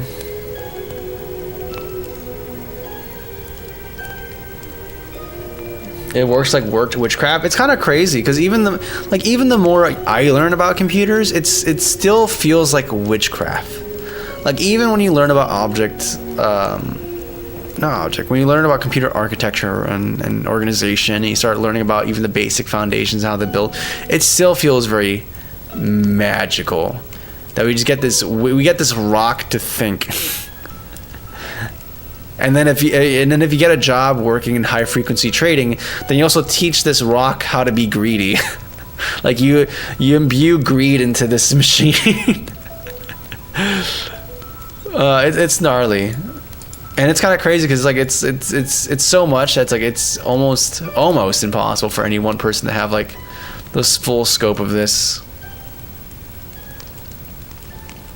of what goes on. What are we looking for? We're looking for analysis. Yeah, standalone process. Yes, sirree.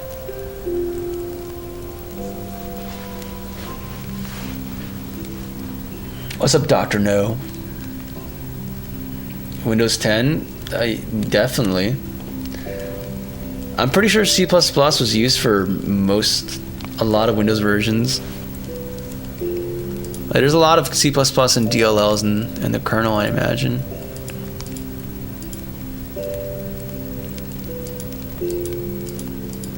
Or maybe I'm wrong. Maybe they've just been rocking assembly in C for a long time, and then only at Windows 10 did they decide, hey, maybe we should use C++. But I doubt it, because like they've been kind of willing to, like they have Rust code in the kernel, if I'm not mistaken. What's going on here? So we have this, we have our profiler, it's up and running. Let's just play the game. Let's play the game and just see how bad we're doing. Let's just see, because I don't feel like we're doing good at all. I don't feel like we're winning. I just want to have a feel for just how bad are we not winning right now. So on our best, we're like, sheesh. Game board. So how much is game board?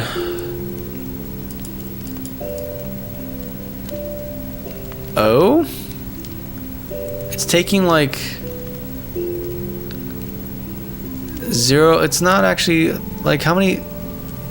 0.1 milliseconds. Wait, so is that actually not bad?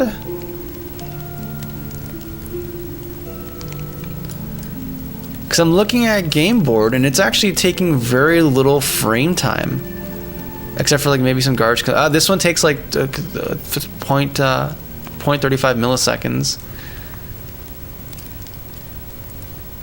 for this frame. 3.7 total. Okay, not great. And where is this coming from? Is it from just GC alloc? It's allocating 2.3 kilobytes of memory, which okay. But like this frame takes, like for example, it's taking a total of what? 66 milliseconds? So there's something else that's just tanking. Oh, you know what I imagine it is? You know what I imagine it is? I don't think it's actually this. Because I only started feeling this slowdown. I only started feeling this slowdown once we introduced the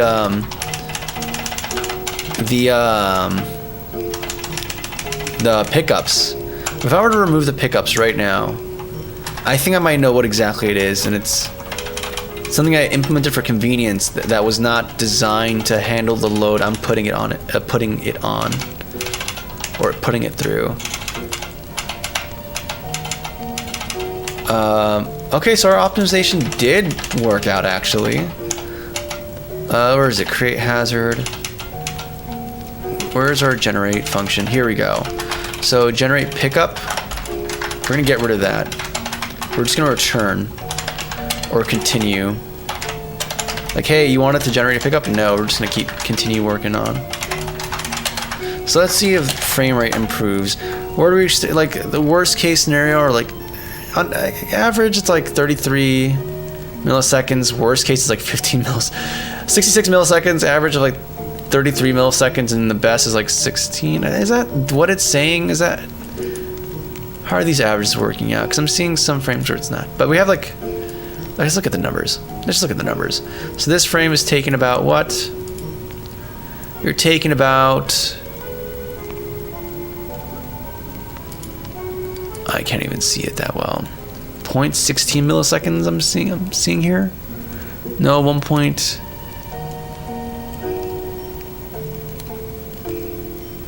Okay, we're gonna debug, or we're gonna do performance profiling via eyeball, via, hey, I have eyes and I can see, and if it's faster, it's gonna be better. Is C++ easy? I love C++.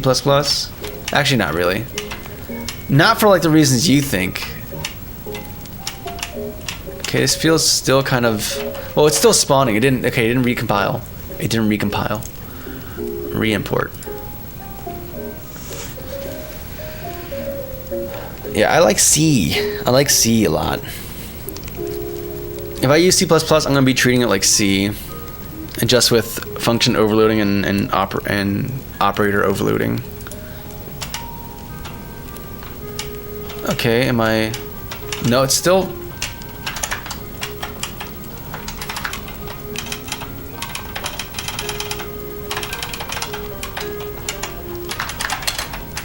Why am I seeing?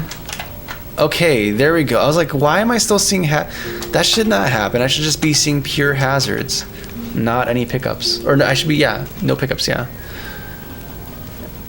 And I'm still seeing squares. Why is that?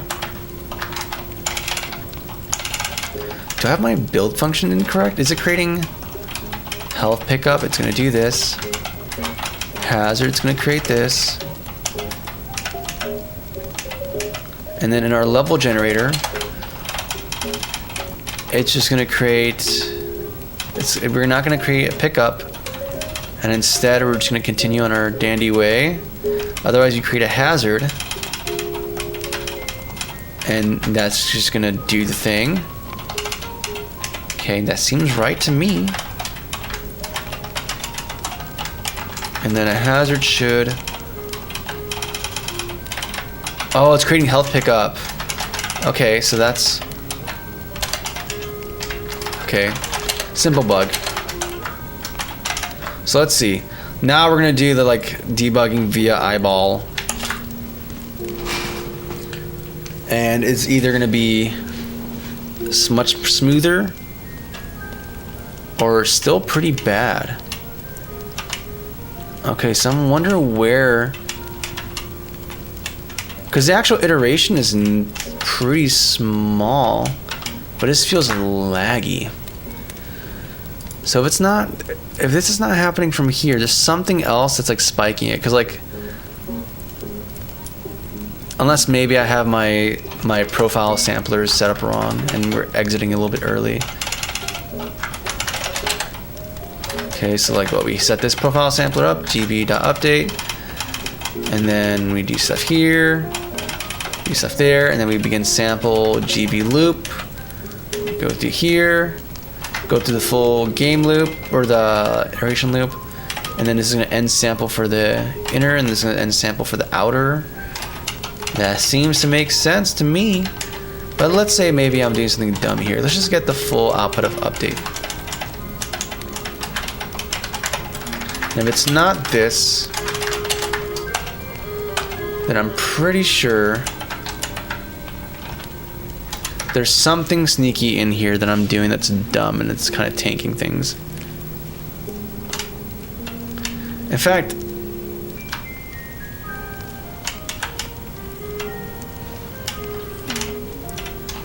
what am I doing? I could just look at the profiler and see. There's a timeline that we can look at to see like what exactly is taking so much time. So you have to look at the frame.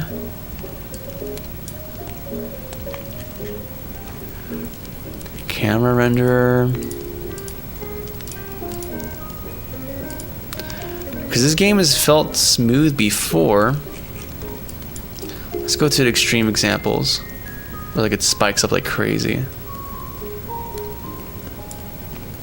Like here. It was smooth earlier.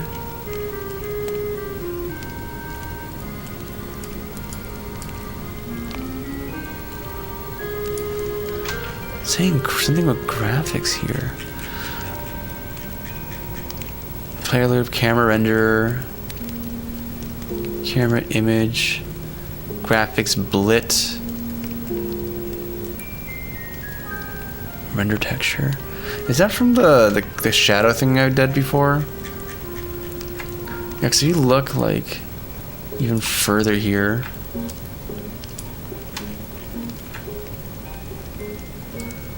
The majority of this is happening.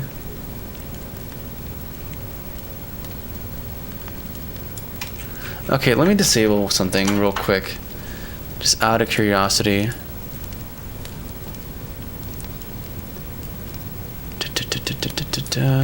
Game board. Where's our lighting system? Yeah. Where's our directional light? Cozy light, that's cool. Here we go, cozy sunlight. Disable you, disable you. Just run it. And see what it is. Oh yeah, that's what I'm trying to work through.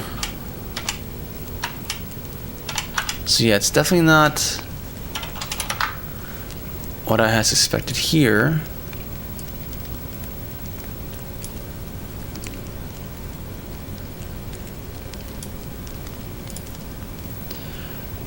Render texture.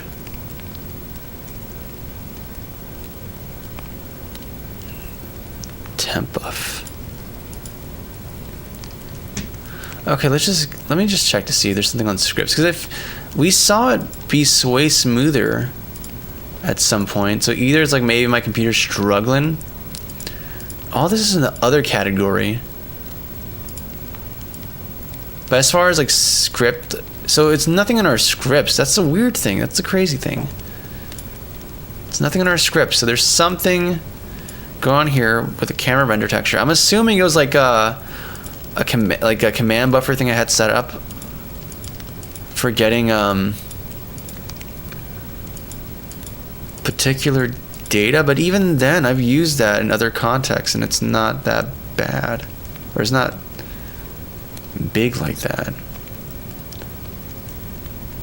But this seems like something wholly independent from our little optimization of using buffers.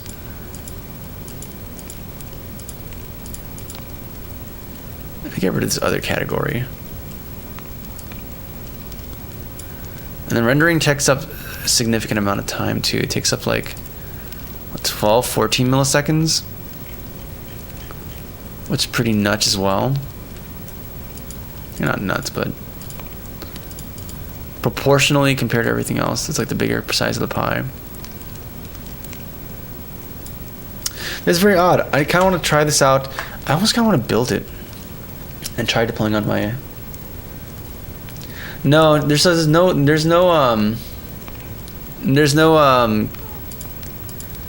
Let's turn this off. Anything I have going on is what existed before when the game was running smoothly. And nothing we've done really changes that. The only thing that is significantly large is this render texture. Not render texture. Is just static texture that we allocate once up and then update once at the very beginning, and that's it. So it's not going to be something that causes issues every single frame.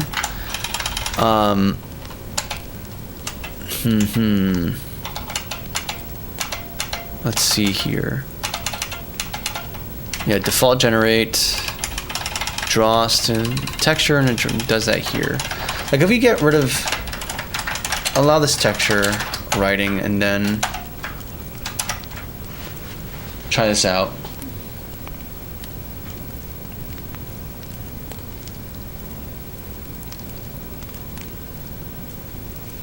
Let's see here.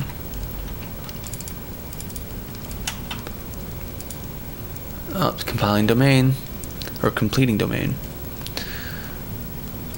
Okay.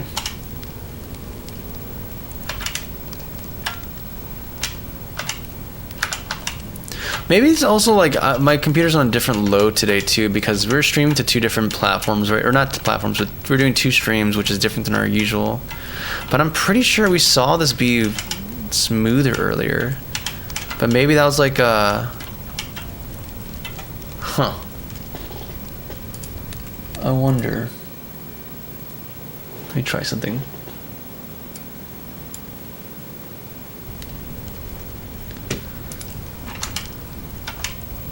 But that's kind of a nice reassurance that, okay, this is not... Okay, this feels smoother now.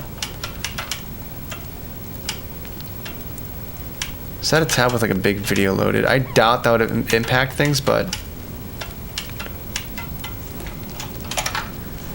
Maybe it's actually fine. Maybe it's just...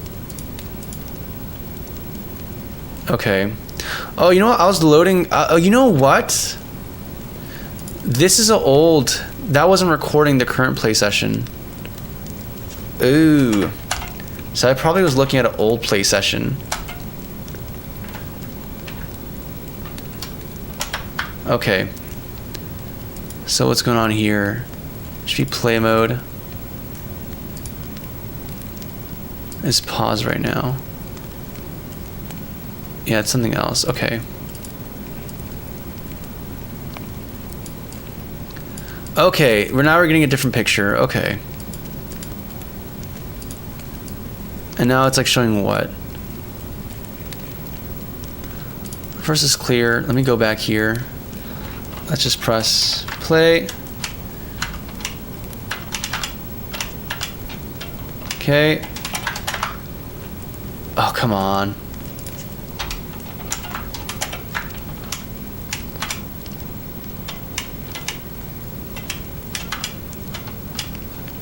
Okay, some sample gameplay. We stop it. Now what are we looking at? Still shoddy.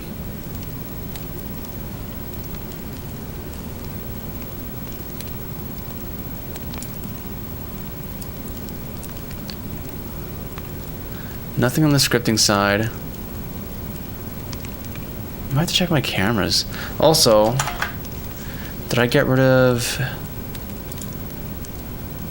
I have these test placement cameras as well. Are they activated? Maybe that might be part of it. Well, the game object's deactivated, but no, there's weird there's weird behaviors that happen sometimes as well with this. We've had some weird bugs before with like activation and component, like game object activation versus component activation. But I doubt that would be the case here since they're both deactivated. So it's clear. Run.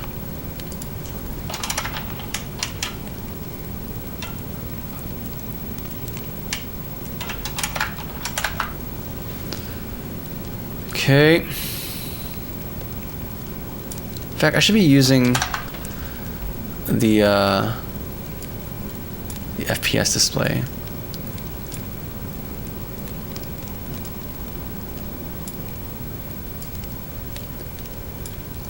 There's like a view you can toggle for showing debug stuff.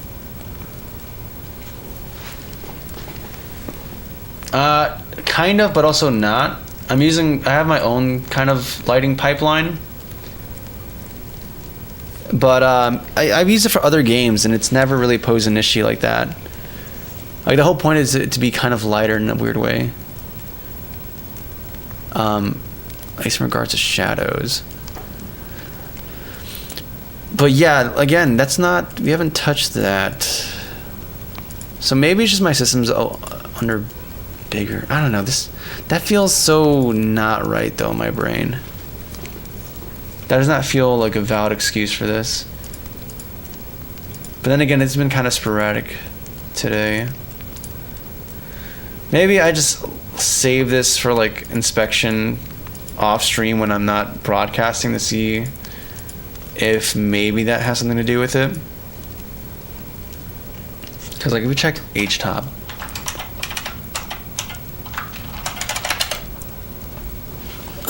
I don't think no, it doesn't seem like we're under a crazy load right now. Yeah, so I don't think this should be there. I doubt anything here either. Yeah, nothing significantly crazy. I should have more than enough bandwidth to do this kind of work. So,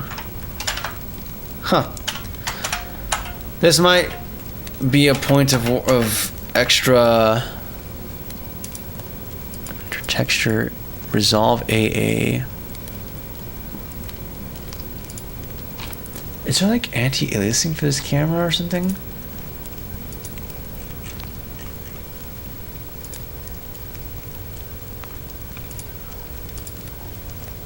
Let's do something first. Just to be ultra safe. I'm gonna remove this component. Remove this component as well. Remove this. Remove this. These are just placeholders in case I change my mind about camera angle. And then aside from that,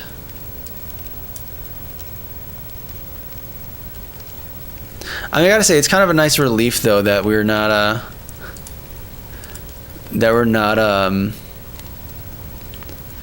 that the optimization, like what we wrote, is actually doing its job correctly. So that makes me happy.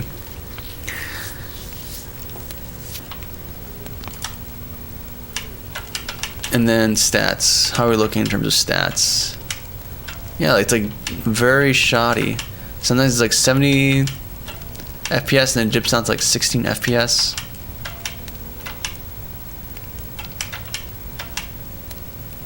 Which for what we're doing here is very simple.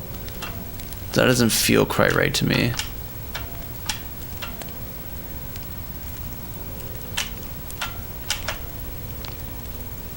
Yeah, it's pretty weird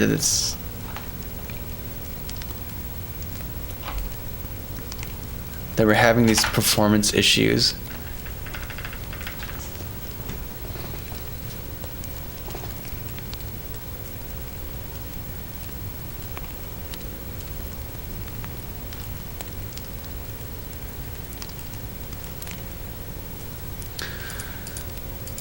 A res? I mean, the res is it's a CRT, so it's kind of like arbitrary.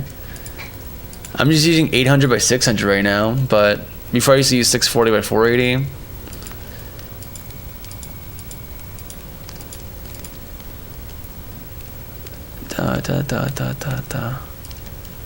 Yeah, I'm gonna have to do some inspection. I'm gonna have to do some research as to what might be causing these problems. And also,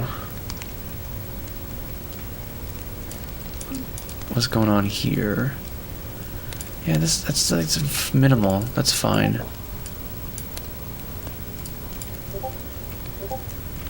All this is very... Okay, you're freaking me out, whoever that is. Oh, it's people join... Wait.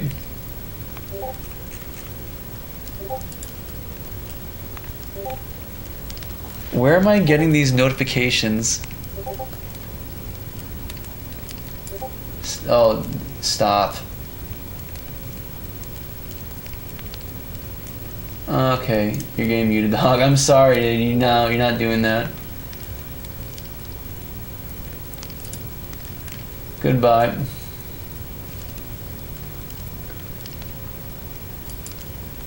I'll catch you later after stream, Melon. Is a GP bound due to some camera effect from what I see in the profile. That's what it seems. It's something's taking up a lot. I'm not sure what it is though. We're not doing any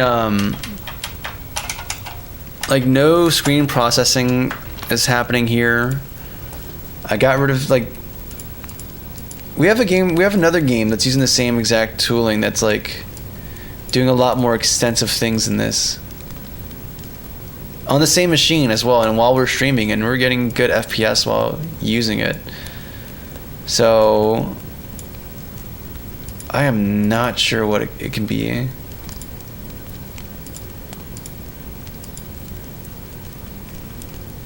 Like, this is like turned off. You can disable this entirely.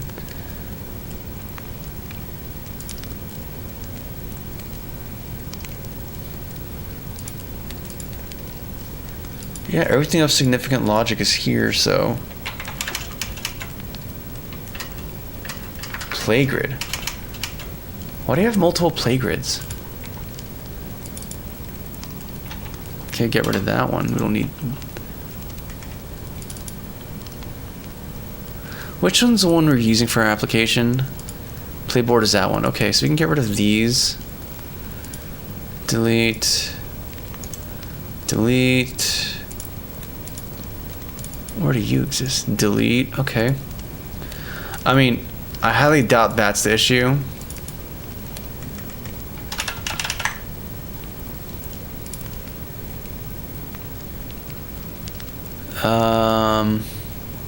Cropping planes. I mean, that's kind of far, but that shouldn't be the issue either.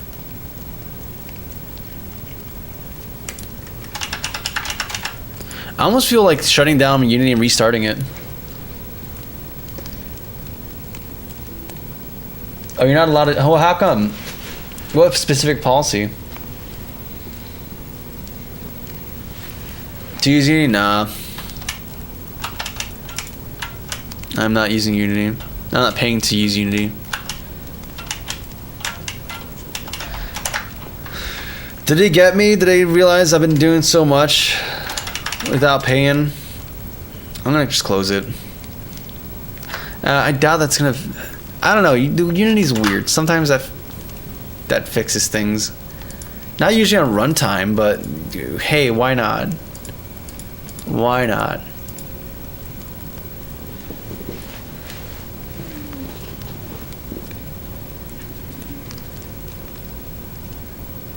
The high-pitched noise in the background.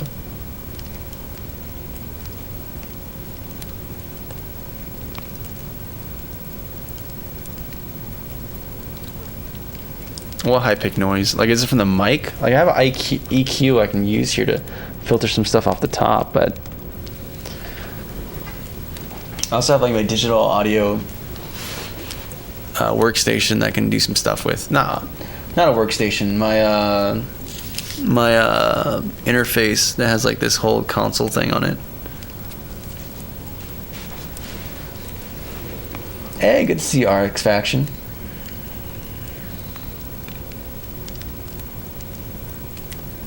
Oh, really? You can hear that?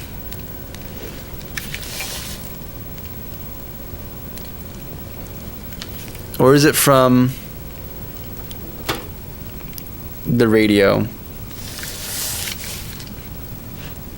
Because I just turned off the radio right now.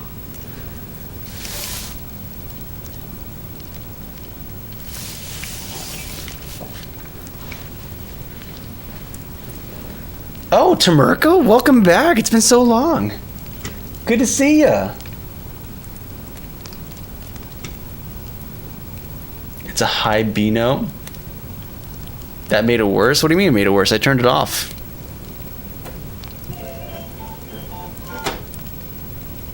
If I pause it.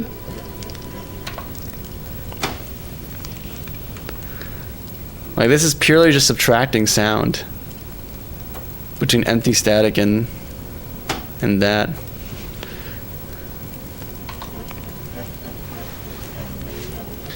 Anyways,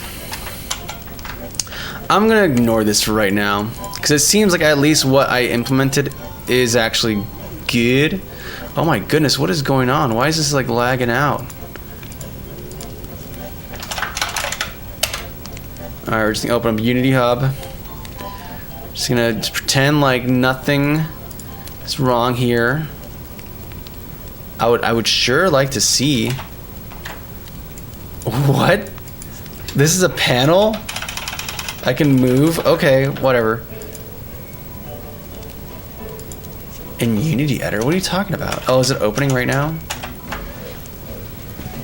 I'm running 64 gigs. Yeah, I'm allowed to. Usually have some kind of like effect going on. But yeah, I have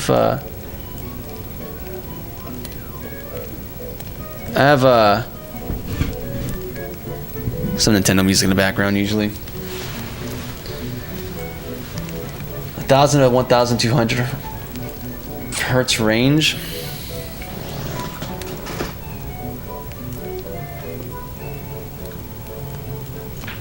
I don't have a good graphics EQ right now.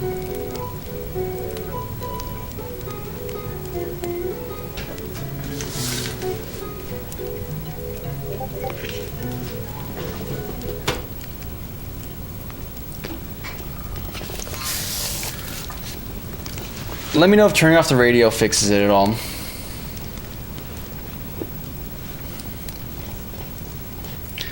Because there's a static that, in fact, let me turn this on and I'm going to amplify it so you can actually hear the static I'm talking about.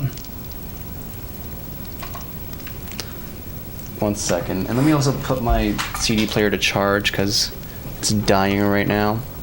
And I'd rather not this go to static, which is really loud. Okay, turning the radio back on.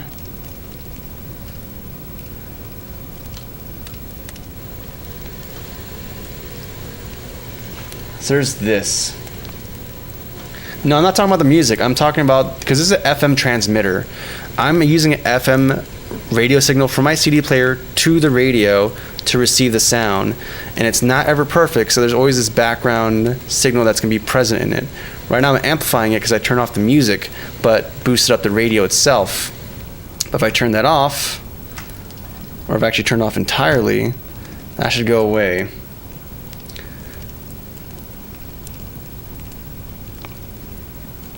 If it's the cord, I mean, I'm not going to do that just because it's kind of an ordeal to deal with unplugging the condenser. But, yeah, I mean, I can just turn off, like, the mixing. So there's two mics. There's one for the radio and there's one for this. I'm going to turn off the one I have for the mic for the radio. Just that mic in particular. It's probably more sensitive to the CRT sounds just because it's adjacent to it. Yeah, so it's that one. And I can hear what you're talking about. So if I cut off here, it should be fine. So now I should be able to play sounds from the radio. And hopefully most of it's gone. It's not a clean thing because it's a 3-band EQ, so it's not gonna be ideal. I can't target and assassinate that frequency range, but hopefully that's a little bit better. What is going on here? Please load Unity. What's going on here, man?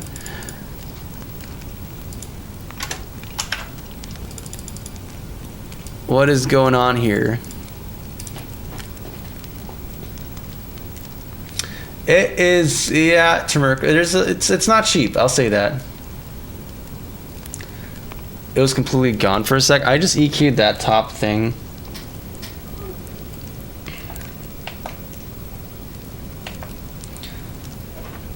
When I turned off the mic entirely, it just means that they can't have we can't put music from the radio. Like, it's more prominent now. I'm cutting off that signal. I don't think it's going to be a perfect thing unless I get rid of the mids too. But if I get rid of the mids, it's going to be like very muddy. Very muddy audio. Actually, I don't even have it. It's not even a lower or a mid and high. It's just a mid and high. It's not even a low and high. There's not a mid. So I can just axe all the high freaks and that's what we got going.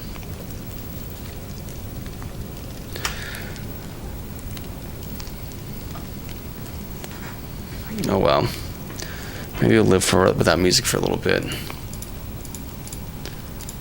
Though I like having some music to listen to, but maybe I'll deal without it for a bit. And at least until Unity loads up, because I want Unity to, I just want to work at the game. Why are you doing this to me? Okay, reload. Here we go. Refreshing overlay. Or not overlay, but... Okay. Reset i3. This is the Unity project. It's just fighting. Why are you fighting me, Unity? The actual bane of all joy that is in life. Oh my goodness. I just want to make a game, dude. Let me work on a game. What kind of DAC controls? What do you mean DAC controls? Run a Sound Blaster AE9 for 5.1 surround sound. Haven't leveled up audio file with me yet.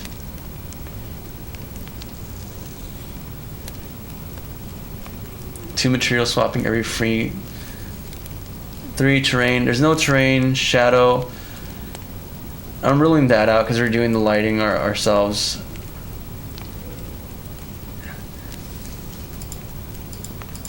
Come on, Unity. What is going on? Alright, I'm gonna close Rider as well. Like now loading it up. In fact, I wish I could find the process ID for this on like HTOP so I can just forcibly murk it. Like now there's this thing that's on blocking my screen. Cause why not? It's stuck there. It's just an i3 window that just exists.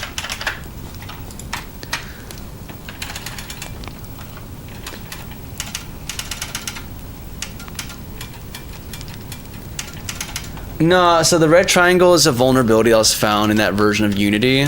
It's like a privilege escalation attack. I mean, for games, it's not. It's bad, especially bad for Android. But I'll deal with updating that later. But Unity Hub is not going to block you from using that. It's just going to alert you that hey, this built version of Unity has a vulnerability, and you can either upgrade to the patch version of it or not. At some point I probably will, but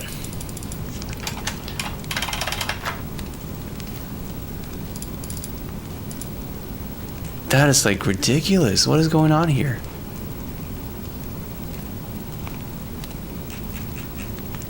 It's like I've been put on timeout. Yes, Dreamworld, yep. Western.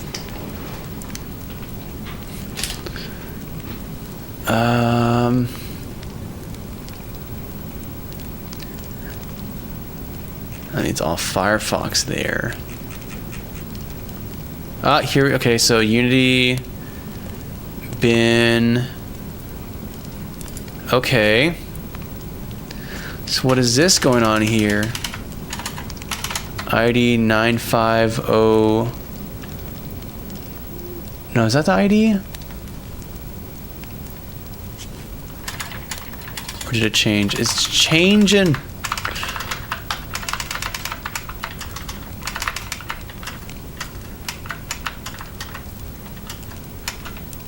Okay, so maybe if I go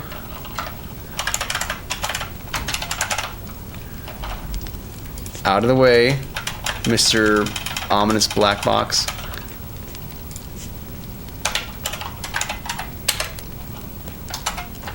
Okay.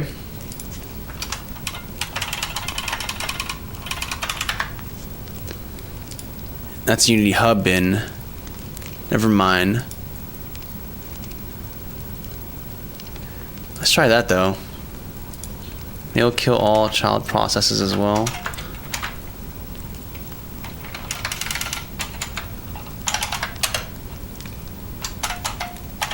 Okay, cool. That kills Unity Hub and not whatever this is.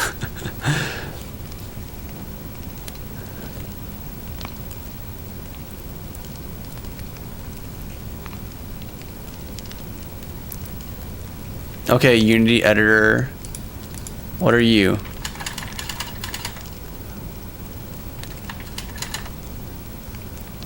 Oh, these are flags. Okay, I think we're getting closer.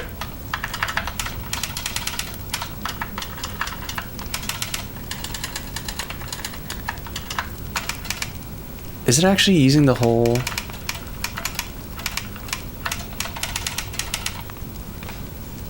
Do I have to actually just fight in flight deluxe?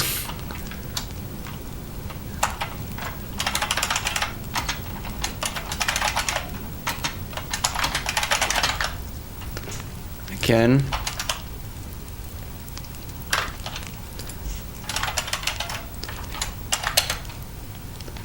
Okay, maybe I'm just dumb.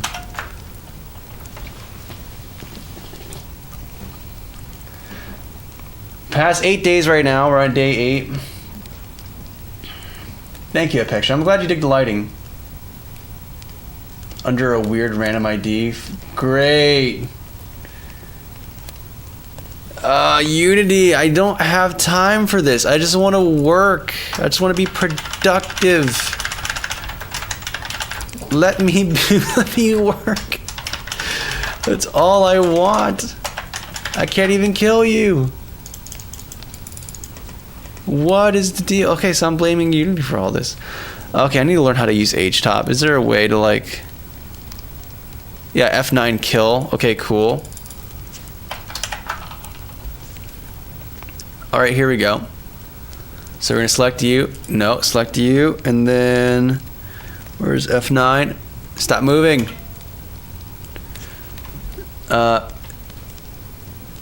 Yeah, quit. Oh, whoops. No. Here we go. We're just gonna be quitting things.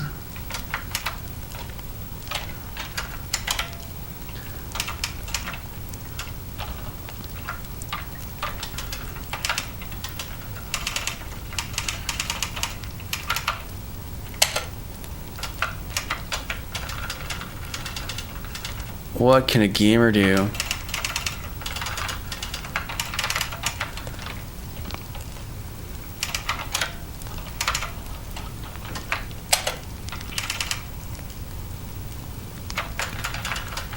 I'm trying stuff.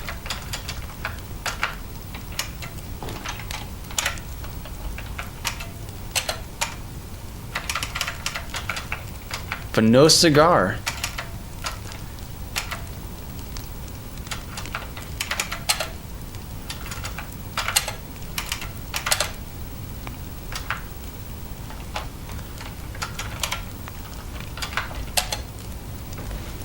What's up, Devraj? So you can sort it, sort on it? What do you mean? Does anyone know what Linux he's using? I'm using Ubuntu. Yeah, but I got put on timeout. Unity just put me on timeout, and now I have this black bar of just ominous death. I have this tab that's just does not wish to die. And no amount of refreshing i3 is gonna change it. So, I don't know. This is a very odd position to be in. This is the first time I felt so powerless on Linux. I'm so used to having ultimate power and control, and yet here I am, a bumbling fool, struggling, scared in the night. Just trying to make it out.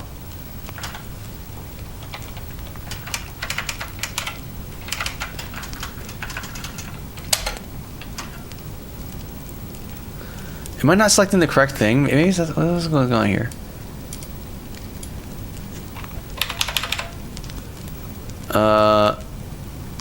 Okay, search. What do we have here? Okay.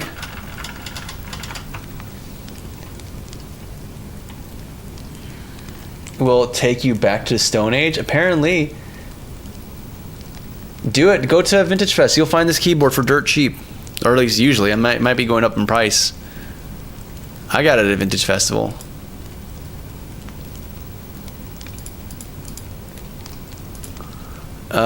Okay. Very cool. Very cool. Let's filter F4. Cool. And I'm pretty sure this is all B. Yup. Okay.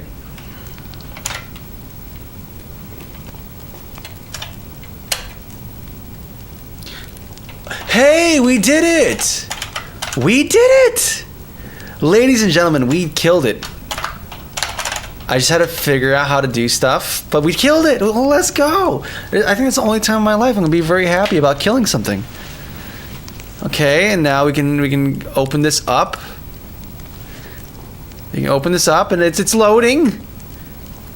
Oh, joyous day! It's loading. Oh, yay! Okay. Not the level I would have started on, but hey, I will take anything at this point. When something disappoints you so much, eventually your standards just get lower and lower and lower.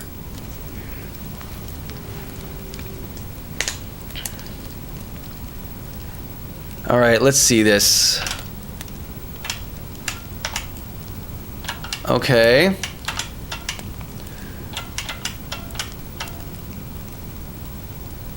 So, slightly better, but also still jank. And let's get the profiler out. Or maybe we just start implementing the rest of the architecture and just like focus on getting this done or focus on completing the game loop, and then we can focus on optimizing. Because this is ridiculous. I've done way more computationally intensive things on this same setup on stream and had it run much better and consistent. And the thing is, everything is very simple. The only thing that can possibly, you know what could be the one place where we're doing something continuously to a texture is within the game board, and it's passing shader properties, a singular shader property, which is something we do all the time in other places, right? And again, it's not like it's a one-way trip. Like, it's not like a render texture or a command buffer or something.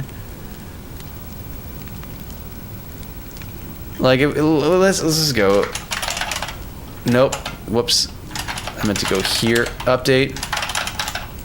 And this is what these things are sampling, and it was working good the way we want it. Very nice. Yeah, let's just set global vector player position. Crazy. That's totally what is going on. That's totally what's killing our performance. Start is called once, so this is all the stuff is a fixed cost. Default generate chunk. Yeah, like it's not going to be a cost that's going to be incurred every single frame. So okay, if it's not within the game board manager, and it's definitely not in the player, because the player is not. We haven't touched the player, and I mean, we have touched the player recently, but like, it's very simple transform stuff. It's not like some kind of explosion of material changes. The only place where we change materials is the game board, and that happens on start, and then that one field we're setting on update. But nothing here would cause that. And the game level is a very finite scope thing. So the only other thing is that the number of objects that appear, but even then they're appearing incrementally. What I can try doing is just implement the remainder of the object pooling system I have and see if that alleviates anything. But even then, at the very beginning start of playing the game, like the first couple seconds should be significantly more performant if that's the case, and then have this issue like creep up further down. But even now you're seeing how it dips down into the 20 FPSs and 30 FPS. Like that wouldn't happen in the use case of accumulated objects. That'd be happening way later down the line once we have more objects appearing. So, and that's not how this is behaving. So I'm very confused. So I'll look at the profiler later when I have more time to kind of calmly look through this. I think, yeah, nothing's happening in the game application. We have canvas. Is there something weird happening in the canvas? We have our UI. We have just a slider, a simple slider. Nothing crazy there. Object pool? No, but I have my own object pool. So like, I've used this in other games too, but I have like my object pool module that's tied to, I might modify it because it's tied to prefab specifically. But I like the idea of having this default constructor for a static constructor for objects and building the object there instead of through prefabs. That's just my personal preference. Yeah, Cozy Cabin Dev Kit Systems, object pooling. And this is like the API defined for it. And yeah, object pooling module. You can request object from pool, and then the object can be returned by itself, or you can do it. I've used it for other projects, and it works pretty well. So we're going to be doing the same thing here. The only thing is I'm going to be modifying this to not be dependent upon, either modifying it to not be dependent upon a prefab, or like have an overload, or that overload that provides like you could provide like a function, like some kind of lambda function that produces the game object. So, and then you just have to use a name alias for it. But yeah, there's other ideas. I have ideas for this. We'll deal with that in a bit. Have you tried? I'm gonna do that when I go off stream.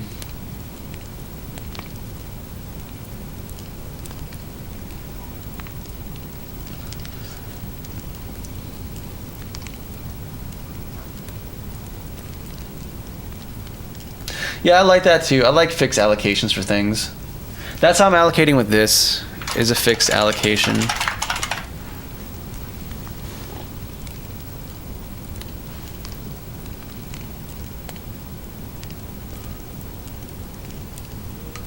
More often. Well, here's the thing, like I've done really intensive stuff and that's not an issue. Like I have my own lighting model and stuff. Like we have our own light model for rendering on surfaces, and have our own components for, like we have our own lighting components. We don't use any unique lighting stuff, and it works fine in other projects. And then we have even more intensive screen space shaders and post-processing for a variety of different things. So like it's worked fine in other applications, which is why it's driving me crazy that in this super lean, small, simple application that isn't even using the crazy shader stuff we've done before, we're having this big holdup.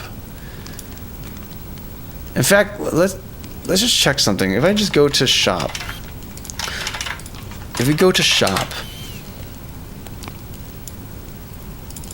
like something that's just the ultimate basic Unity, like empty scene, and we just run it.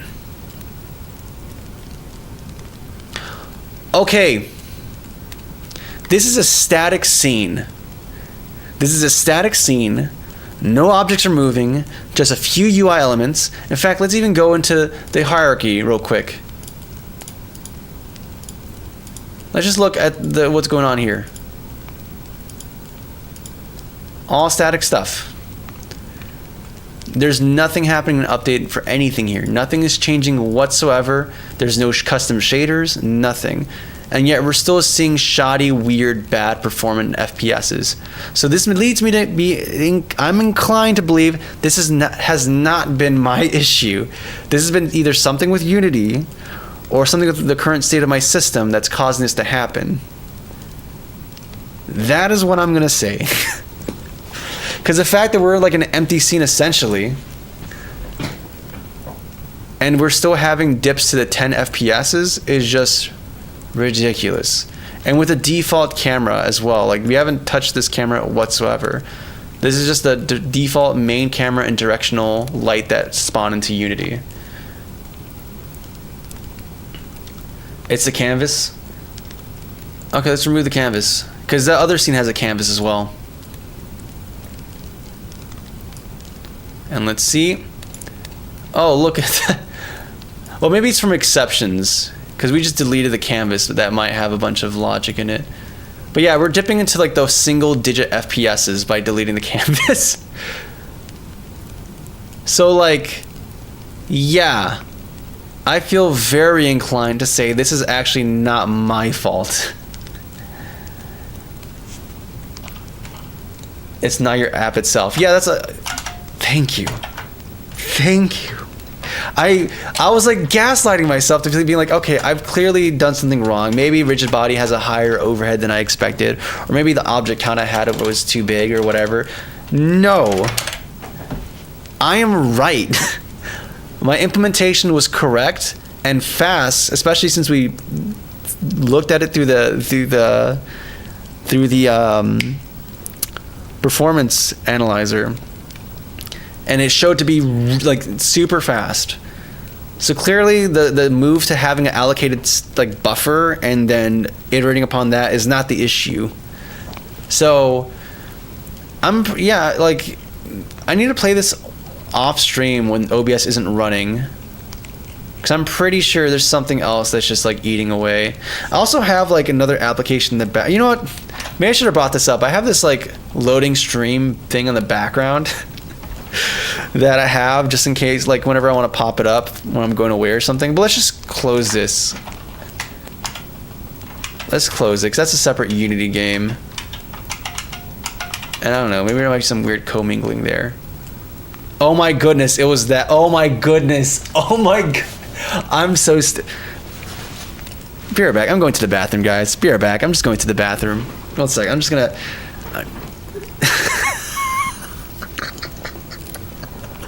I just realized I had this whole application in the background. I'm going to. You know what? Made with Unity. I'm going to the bathroom. 1 second. Be right back, guys. Just be right back.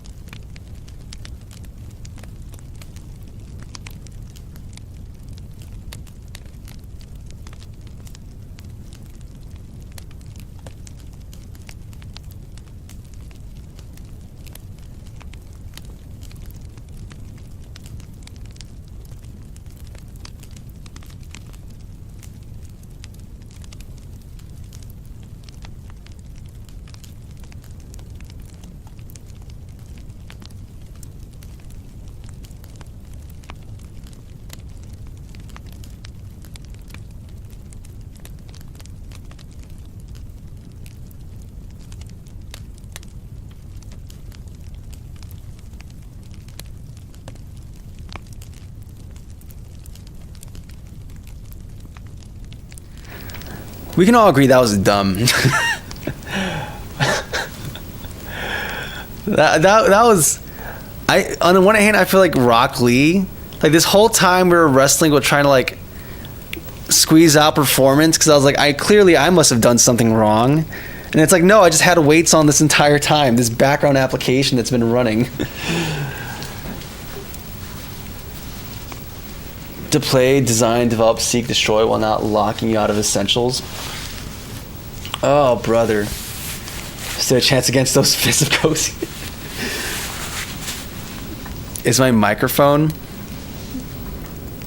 I'm sorry. I'm sorry, James. There's not much I can really do with that. If I buy a better, like if I get like a nice EQ back in my chain, I can try to isolate it, but it is what it is.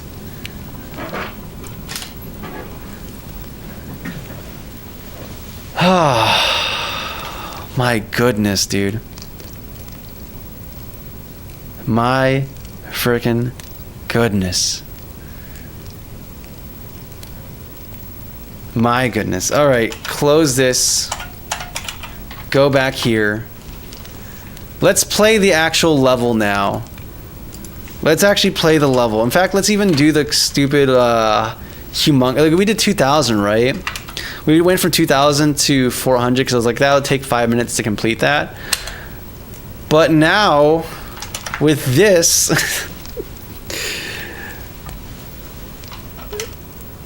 oh yeah, brother, 200. Look how smooth that is. Oh my goodness.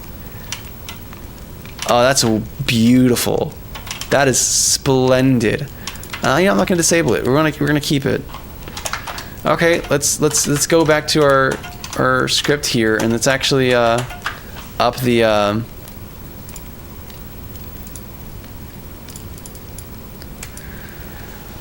let's just stress test it real quick. Let's go back to our original game board size, which was like, instead of 400x or cells, it was like a 2,000 cells,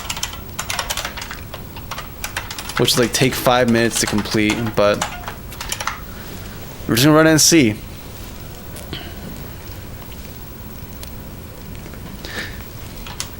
Beautiful. Yep. I was like, there's no way the difference between 2,400 is gonna make, like, I was like, I did it just because I was like, all right, we're gonna try to be a little bit more prudent about things, but I'm like, there's no way. This buffer and the like size and alignment is super small and relatively tight. Actually, maybe not, because we have the vector 2 in there, so it's kind of good. But either way, it's like, dude, there's no way. Any performance gain I thought I had was like psychosomatic, or like it'd be like that sometimes. Oh my goodness. Okay, now let's bring back the other things. Let's bring back the healths that I have commented out right now.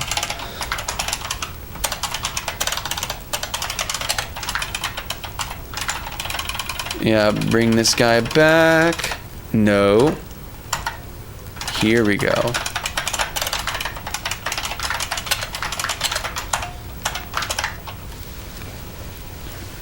The things that you've disabled to test performance. Yeah, I mean, those things I disabled can be removed anyway. Oh, maybe not the shadow thing. We need to have a thing for cast shadows, but yeah, it's whatever. Yeah, so now we're gonna have the correct lighting, but yep, beautiful.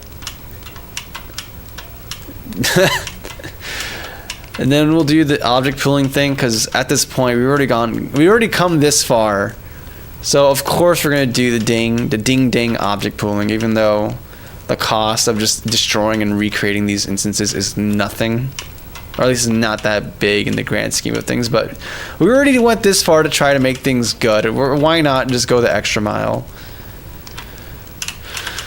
I'm not seeing the I'm not sure if it recompiled.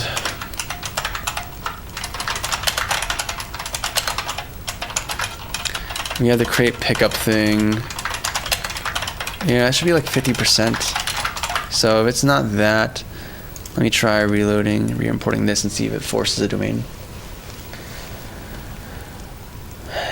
Yeah, extra mouse stack up. Yeah. But it means I can have like, because we have the ability to have a larger number of cells, we can have like greater density between them. I mean, I'm not sure that'll be great for the play experience, but like, that's a possibility. Not gonna have like higher density levels. Gosh, I need to start working on the visuals. I really want to start. I've been fighting the urge to do that, but yeah, we're gonna have to at some point. We're gonna have to do. I want to do it too.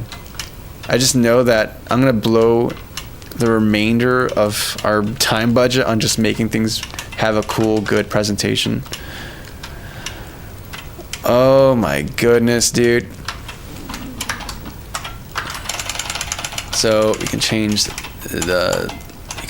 the size density as well. So now board cell length is gonna be like, you can make it like, I don't know, 2.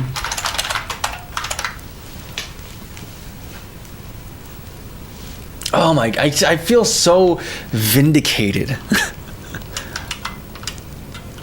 I feel so vindicated.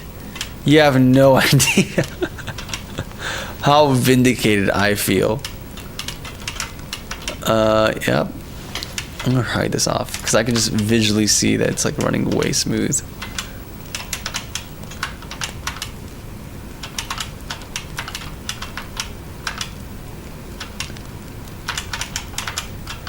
Oh, I thread that needle. Okay, sweet. Awesome. Yes. Yes. All right. Alrighty. Oh, brother. Oh, brother. I feel so happy. I feel so freaking happy. I feel alive. And now, the poolable object system or module. If I could find it.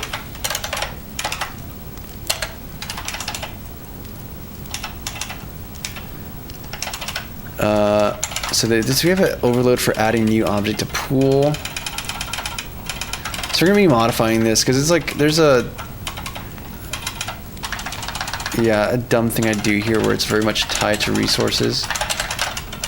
We had like a resource name or something. And we pass in like the type of the component that's gonna be on there, which is fine. It's fine, but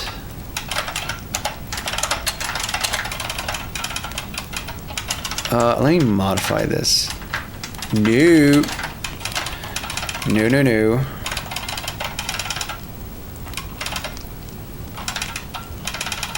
So use a type as like a key for these pools.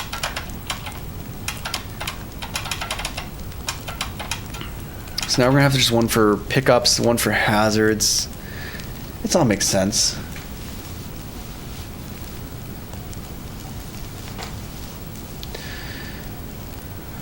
MVP, yeah, it's there. The game loop is almost there. We just need to finish the shop UI, which honestly, if I'm gonna be real with you, I should probably do the UI. I just hate doing UI in Unity. Like I already have everything implemented. The code to drive the view logic is there. I just have to make the UI and make it do the things I want it to do, and I just hate it. I mean, there's one part that's gonna be cool, which is gonna be drawing like the animation curve on a shader, like making a shader that draws the animation curve. So we'd have to do like, there's like a thing we can. Let me find it. It's like called Hermetic Bezier function or Hermetic.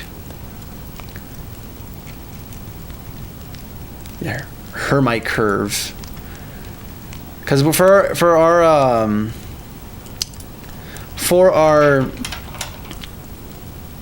our engine acceleration profile, we're having it defined by an animation curve, which is like basically just 2 frames, unweighted. So we can just create like a simple fragment shader that like we pass in the frames to the fragment shader, and then we can evaluate how close the value for like x. Or the value of y given x, and then have our own cool little. Because then once we have that, we can like draw a line given that function, and once we could draw a line, we can do cool stuff like a CRT shader, or maybe even do like a VFD display type looking thing. I don't know. I just know it's gonna be fun and cool to do at some point.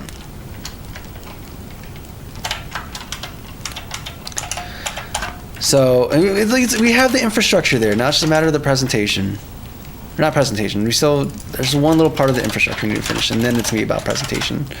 Or shop.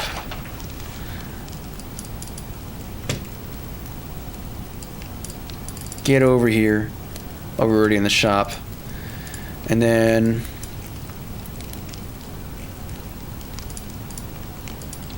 shop view, yep. We have our headers. They're gonna be used for displaying stuff. Yes, sir. We're gonna do that. There are gonna be buttons for each category.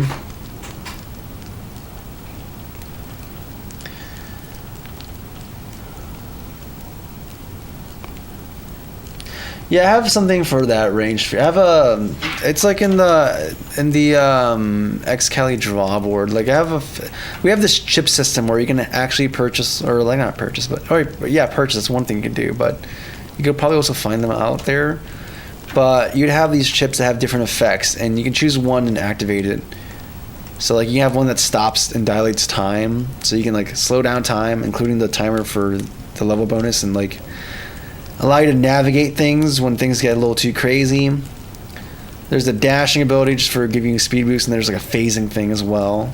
And they each have like a different level of like proficiency or I don't know, of effectiveness. So like the slow stop time might start off as just like a subtle slow time dilation. And then as you progress it further and further, it becomes more and more like, oh my goodness, you're actually just straight up stopping time at a certain point, or at the most point. But yeah, there's a bunch of other chips I have in mind. Actually, maybe not. I have some ideas. Or I can summon some ideas. Okay, we add this. Here's the issue though. This is a dictionary. Okay, I was confused. I was like, these look like parameters. They're not parameters. They're part of the constructor for this thing, this object pool. Name with a prefab to load and instantiate game objects. I think I'm gonna add this thing, this parameter, simple parameter, public enum object pool source.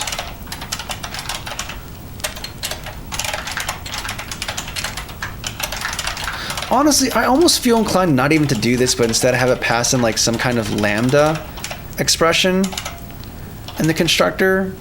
And then you can use resources.load if you want to, or you can just use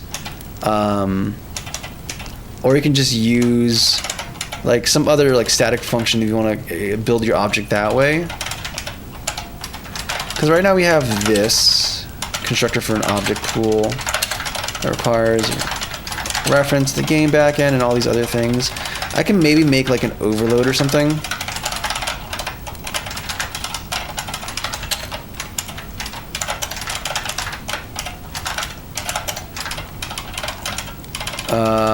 And instead of having this resource name, we instead pass it like some kind of, I don't know, C#, you have a return type, it's like func, I believe. Yeah, and the last thing would be what it returns. So in this case would be, I don't know, game object for simplicity, and then some type of input. I don't think you do that. Can I just do this? Okay. And then it could be a creation function. And then like when it comes to do the stack not stack allocation, but the like fixed allocation of the stuff here, instead of doing resources.load, we can just call this function to produce the thing we're looking for.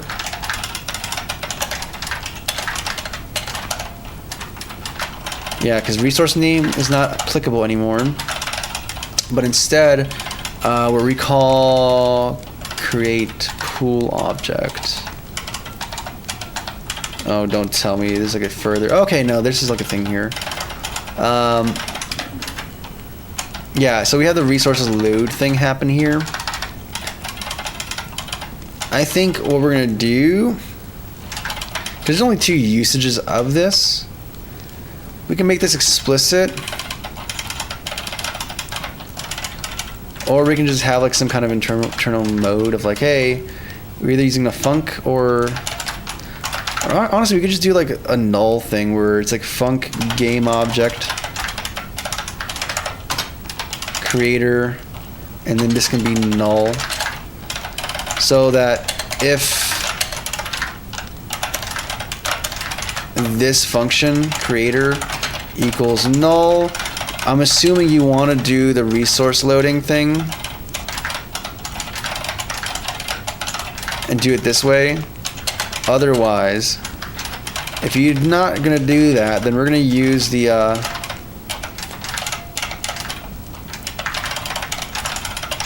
creation function we passed in,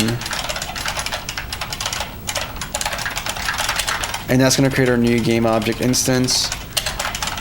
That way we can make this way more flexible, so it doesn't have to be hinged upon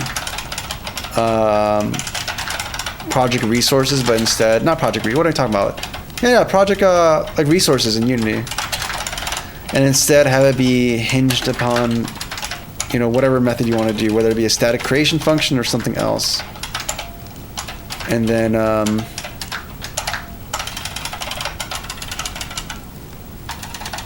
yeah, and then in here we have these 2 constructors that now exist. We have this creation function and we have this. We can do this overload and create object with the creation function. And then finally within here, when we have this add new object pool, we can create like a separate overload for this. So this is going to be default, going to assume you're doing the resources version of it. Or now there's this other overload for adding a object pool that is going to assume that you're not using the Unity resources folder, but instead you're going to be using this func for creating a game object. We have this generic parameter there. We can also just make that we can make it be like enforce that this component, this generic type, is a component attached to the root game object of whatever you're instantiating, so that we can do the same thing we're doing here. Bring that bad boy in there. Change this parameter to be creator, and now it's going to use that overload instead. And then since it's not expecting a generic type actually, so I guess we're not enforcing it, that it exists on the game object. We're just assuming this game object is going to have that. I guess if you want to be very certain that this creator function is going to produce a game object with that generic type, you could we can add a thing onto this creation in the creator that checks to see like, hey, let's assert that this generic parameter you're passing in is going to produce what you want. It would mean that we'd have to pass a generic type into here. But that's already part of this anyways. Actually, we're not passing in here. That's already part of this. So yeah. So in that case, we can do this create game object, and then we can do this assertion.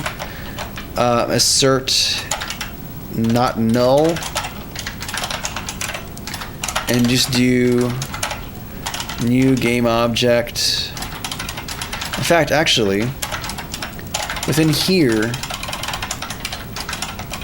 we do a get component anyways. So actually, we don't even have to do that. Yeah, we're in the right place. We just have to assert that this is not null. And that's going to enforce that our creation function is doing the thing we want it to do. And now within our application, we can add this new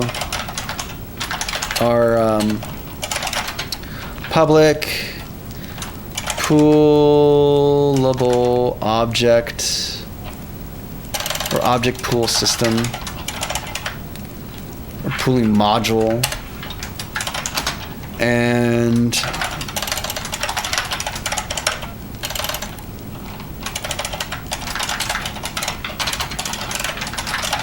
Cool. Now this exists in our application, and then we can do something like, for example, we can do object pool, add new object pool. It's going to be of type pickup, and we're going to supply it with what? What is this parameter asking for us? It's asking us for a, I forgot what this signature is. Pool size and either a function or a resource name. Easy. Okay, so that's what I intuitively want to do then. Okay, so the size, let's say like we want to have like, I don't know, 1,000 pickups in the worst case, maybe 500 pickups in the worst case scenario. Actually, on screen, there's only ever going to be like 20, so maybe the pickup is not the biggest, I don't know, maybe it would have more. Maybe it would have like bonus stages or something. And then we have this pickups.create function, and we can have like this be like reprogrammable. So maybe I can have like a static function that creates like an amoeba or something, and then like when we resurrect it, we can have like an init function to change its visuals depending on what we want at any given time, since I just kind of want to have one pickup objects that handles everything. So we can start with a basic thing of like HP or health, and then value of 1. And did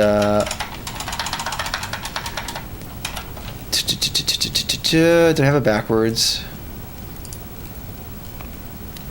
What's going on here? You expect a object pool cannot resolve method. You have to do this.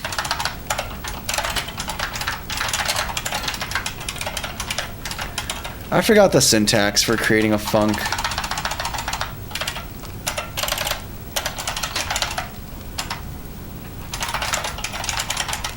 Oh, because this is going to produce a Okay.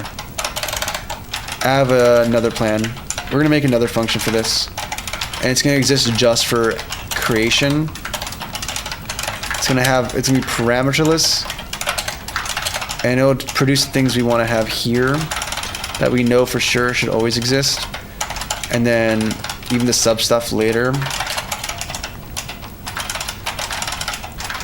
And then we're going to have like this function that's going to exist purely for initialization. This is also going to be a game object as well, and because that's what this function needs to return. That's the assumption of it. So we're going to return go. And then hopefully that's actually the reason why this is being weird. Because now I can get rid of this, and no, that's not the issue, it seems like. So let's go to here again. In pool size string, okay. In pool size creator, func game object, okay.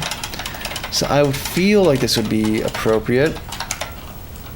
So now we're gonna have to go into documentation land, because I haven't done this, or maybe not, because this just kind of worked.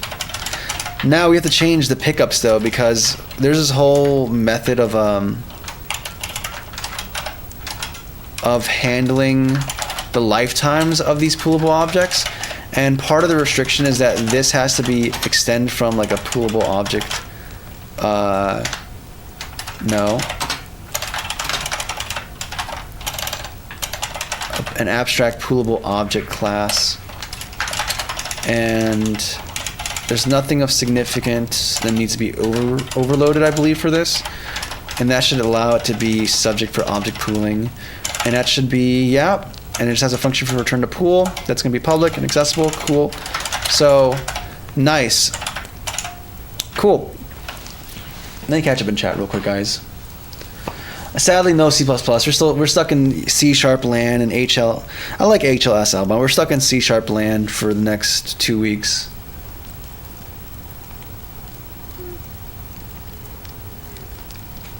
When I was young, I dreamed about being a professional coder like him, but turns out I was not good at text and number and logic stuff. Well, God made us different for different purposes, right? But that being said, I feel that a lot of people underestimate their ability for logic. Like, I think you, Tara, probably do some logic stuff without realizing it in your day-to-day life. And the trick is just connecting it to, like, there's this whole idea of like schemas and different like domains of knowledge, right? And like the more you're able to create the metaphors or analogies or whatever type of connection needed to bridge the things you do know to the things that are unknown, the better you can actually adapt it. But I don't know. I say if you find it interesting though, give it a try. I mean, maybe you've tried before, but I'd encourage trying it in a place of just, hey, there's no pressure, there's no expectations. I just want to try drawing something. Because I think even with just a simple knowledge of if else and like loops and stuff, you can do crazy stuff. So I'd encourage you, if this is something of interest to you, which it seems like, just try something. Maybe you didn't try or start with the right tools, or not tools, but you didn't start with the right things that interest you maybe. Like I know for me, I started with C++ as a kid, and that was like not maybe the best way to start, because then like my interest faded because I was like, all right, I don't know what to do with this. But then I found GameMaker, and I was like, oh, okay, now I can actually make an object that's visible and make it move and do stuff. And now all of a sudden, something that didn't really have my interest sucked my interest completely, right?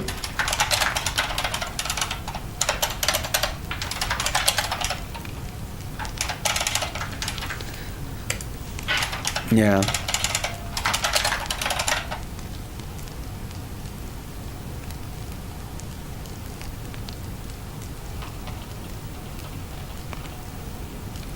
By self-study, I mean, it's definitely possible. I've known people who have gotten good jobs without like a college degree, who they just worked on projects and dived deep into it and everything. That being said, a paper helps open some doors. I know it's opened doors for me, but the paper only prevents certain doors from getting closed, let's say. But with a good portfolio and projects, wonders can emerge from that. Or even just the great connections, honestly. Going to game jams or hackathons or whatnot, meeting and networking with the people. You'll be surprised how many doors get opened just from getting connected to a community of developers or programmers or game developers or whatnot. Honestly, it's applicable with anything, art, music, whatever.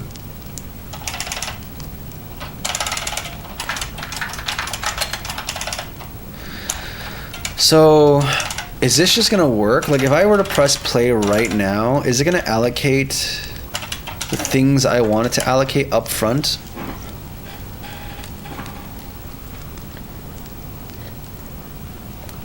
And the money you make. Yeah, that's definitely a thing. Okay. So, now we have... Does this not have an application on it? Yeah. We need to add an application, don't we? Let's create empty. Let's add our application to it. Which, by the way, I kind of want to change it because it's kind of a pain that it's always... I always have this naming conflict because there's other things that are called applications as well, coincidentally. So it's just that's a problem. Okay, pause, and then we have our don't destroy application. No object pool created. Not great. Create game object is not allowed to be called from a mono behavior.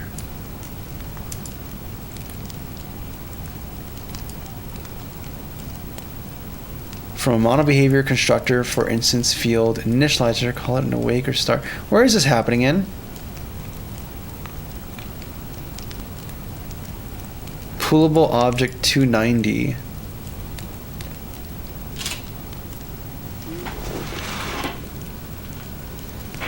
Why are you mad at me? Oh, is this one of those situations where it has to be? 1 second. Do you actually have to be an actual concrete mono behavior? Like if I go, no, you're a game module. That's your concrete existence, and you're a pure class. Yeah. So if you're not, I'm gonna have to look at other code. I'm gonna have to look at Actually, we do things differently though. So I use like a backend builder structure or something. Timeline for this game, like 2 more weeks. Play Overwatch on PS4, PS5, not really. I used to play Overwatch on PC, but that's about it. A couple weeks, yeah, like 2 weeks. I have 20. Oh my goodness. Drifting along in the world, how about you? Most unit functions within object constructors. No, yeah, but I've done this before. So I feel like there's some critical lifetime thing I'm bypassing by not doing the things I've initially set out for this. Because like I've been sidestepping this whole the game backend structure I've made for myself, which is fine. But yeah, there's some critical things like this that doesn't happen. Or yeah, that doesn't matter. There's actually nothing. The only thing that matters is this. But there's no backend. Ugh. So I might actually have to like do things in a more proper, formal way. Gross. No, I know, Devin. What I'm saying is that this particular thing is a pure C# construct that's not going to be a mono behavior, but we're creating mono behavior objects from it. And it's fine. I'm just trying to remember what specific thing I did in other projects that allow that to work fine. Thank you, Rusk. Is it time to Ranger and go to Cozy Kevin Games, messy, assets, application. Nope. Messy mansion application. Yeah, we usually use this kind of structure here.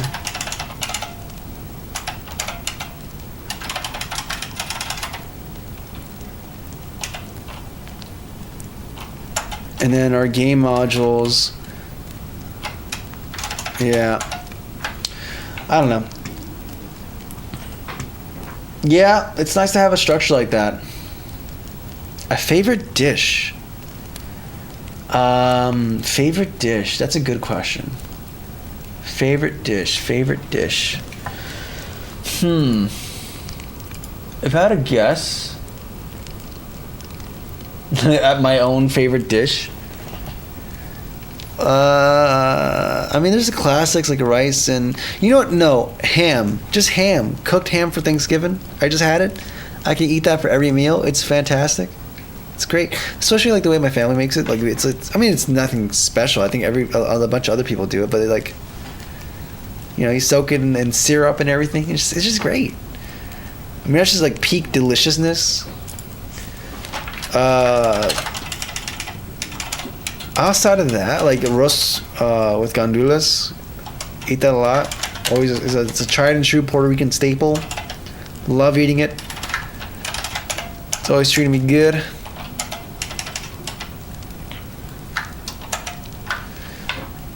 Yeah, that's what comes to mind at least right now. Yeah, there's different categories, I guess. The more I think about it.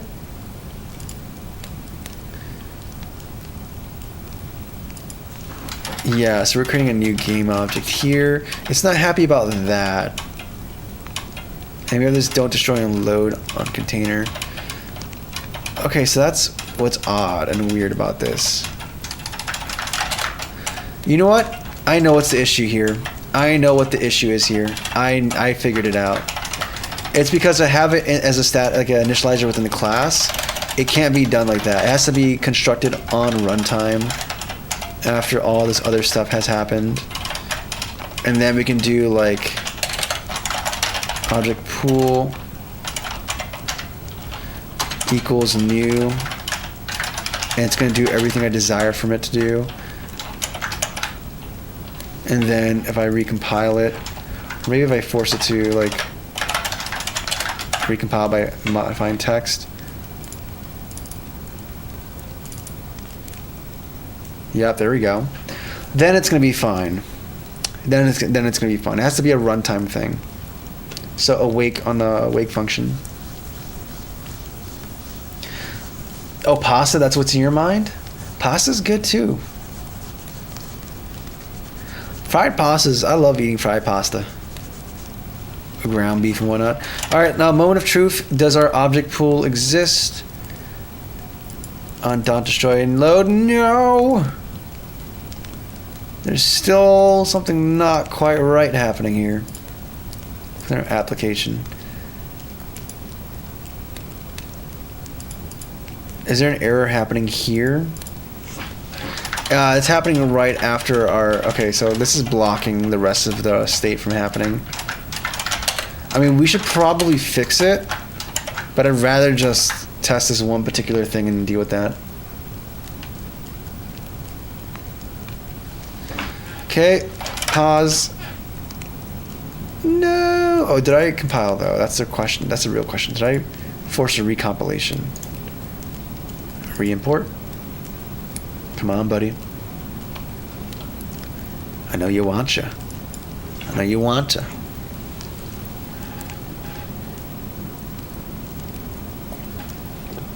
Oh, dude, I'd love to. I love snow. Snow is my... I mean, even now, in the midst of peak snow season right now, hey, our object pools exist. Actually, no, it doesn't. There's another assertion fail that's happening. Very cool. Very cool. This was null. But yeah, I love snow. I love snow. Like, and it's less so, like, I love snow and how scenic it is and the way light interacts with it. Like, that's cool and everything. I also just love what emerges in the absence of snow as well, which is like, all of a sudden, your home feels all the more cozier and more, like, serene. Oh, we have this game backend assertion thing happening because we assumed there's always going to be some kind of game backend. Oh, I have to do it, don't I? I have to actually do things the way I architected it or designed it. Darn you, Dinkelberg. I built these tools to use as infrastructure. Now I have to use the infrastructure. That's the saddest thing ever, dude. That's the saddest thing a man can ever experience.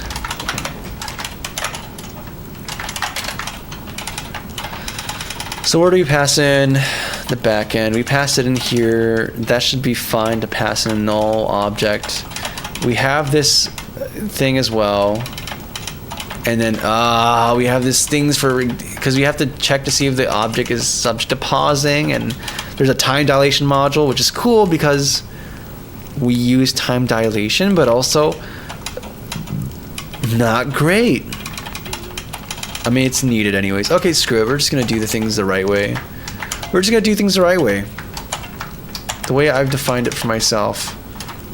And we're going to reintroduce that assertion because apparently past me knew better than present me and refused to allow these things to float by. In fact, there's unit tests for this. That's how assured I am about this. Pasta enjoyers, we dig pasta. I love going to Olive Garden. Not very often, very rarely, honestly. Yeah, exactly. You understand, Jay Levy. You understand.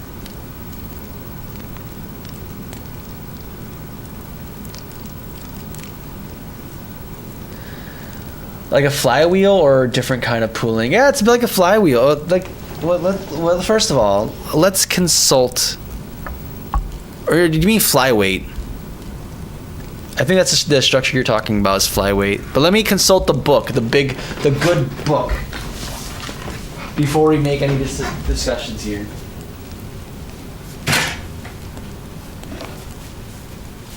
All right, I have the book.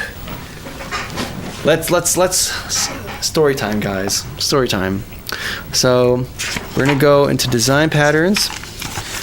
We're gonna go to abstract factory builder. That's the thing I have to do. Adapter composite flyweight.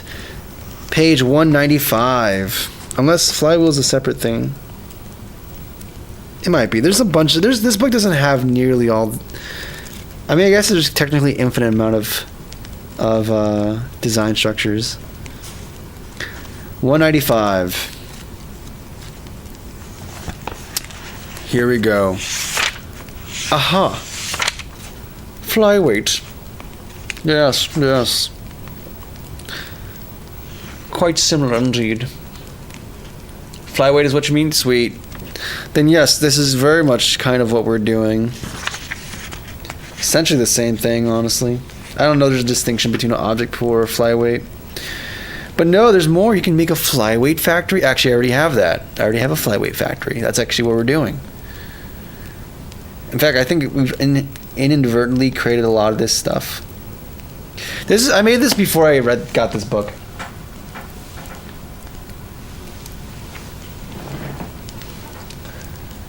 Oh, man. I took this class over a year ago at this point. That's crazy. Oh, Amy is my username, Cozy. Oh, Amy's your username? Wait, what? Wait, because we have Amy Rose in chat.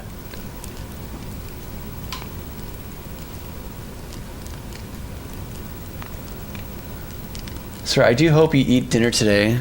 Yeah, of course I'm gonna eat dinner. I got Pringles right here. Pringles is all you need, man. Pringles is all you need. All right. Not sponsored, by the way. Not sponsored.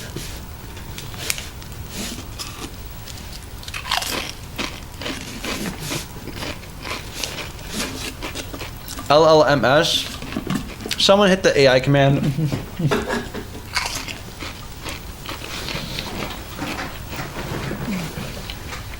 Oh, okay. Sorry, the lack of comma confused me.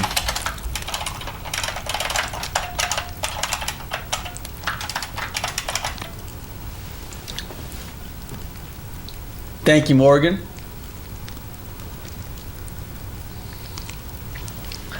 I appreciate it. Anywho. Yeah, I'm gonna have to just do the thing. I made this structure for myself and I try so hard to avoid it, but we're just gonna have to do the thing. And it's okay. It's okay. That means the thing is a good thing. It's a good thing. Unless it's not a good thing. Or maybe I try to implement this to be like a bi-supportive thing where it's like, hey, you can either choose to use it or you can choose not to, and it's fine either way you do it. But the backend thing is super ingratiated into this whole, because we have this whole life cycle thing for allowing these objects to clean themselves up. But maybe I'm being stupid. That's also a thing. Maybe I'm just being dumb. Because we could just do like, I don't know. I decided to make this dead. Whatever, we're gonna deal with this later. I'll make this happen later. UI, we'll just do UI. We'll just go to the scroll shop. Actually, let's fix that null reference that's happening as well. Because I'm pretty sure where it's happening is just due to some empty slots within the object registrar or registry. Parts registry, yep. And what is company? Yep, here we go. We have empty chips. Yeah, no, we don't have any chips implemented right now, so it's gonna be empty. Also, engine parts, no. You only have one default engine and the default brakes, no chips, and no hull. Actually, we need to do that though. We do need to do hulls, because I think that's gonna be kind of a cool thing. Even if they just impact HP, it's whatever. No idea speed, probably a lot though.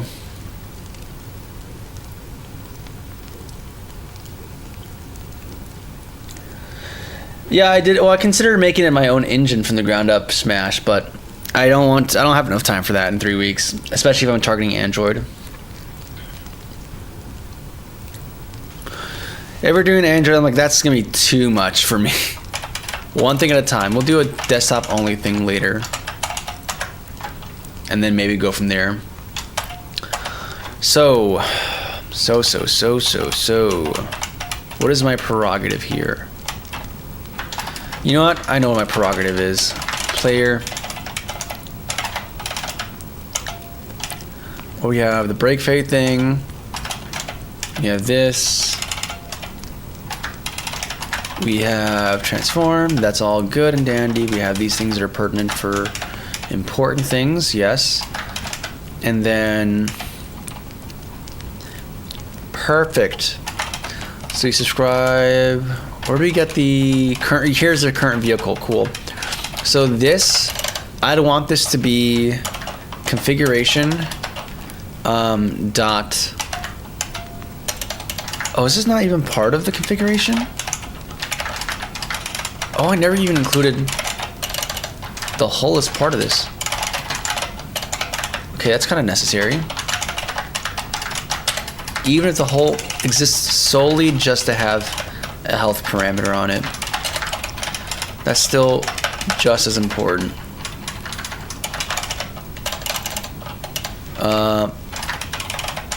I think there's some things missing here though, because I believe like, yeah, we have to have this asset menu for a hull, and then we're gonna have some things like in-game visual as well. So that's gonna be a thing we need. Texture, 2D, in-game sprite, and then instead of chips, it's gonna be hull.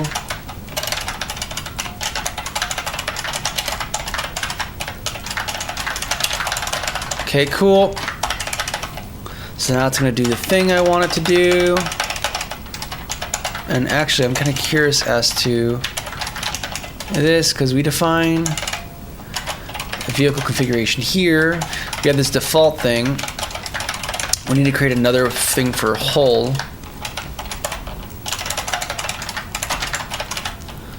And this time, it's going to be named default hull, which is the terminology I'm using for this. Okay, cool, and then we can go over here. Thank you, Speed. I appreciate that.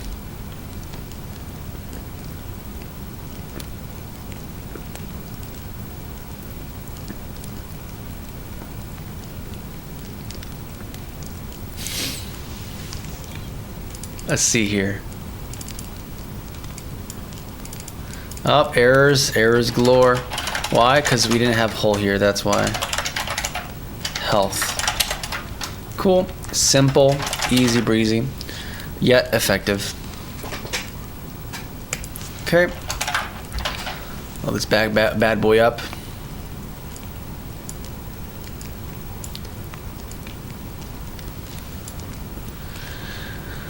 Okay, so now we have that there. Now we also have to go into our parts registry, which I think exists here. Bike configs. Nope. I should really, it's getting a little bit late. I need to end stream soon too. But I want to get this done first. Let's do this.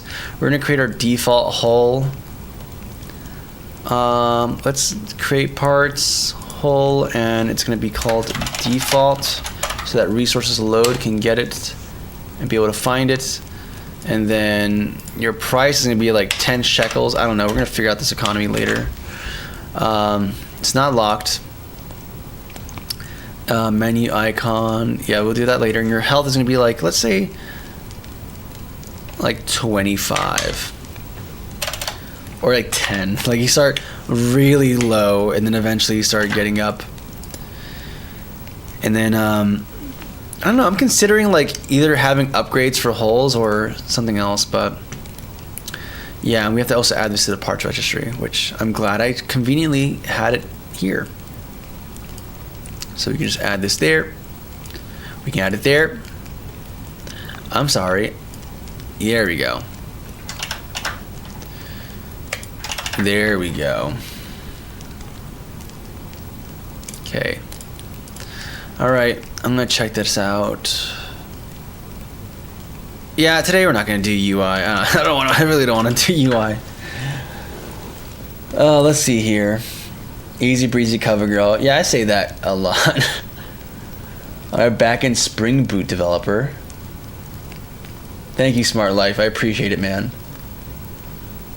And I believe you, the viewer, can also be smarter than AI.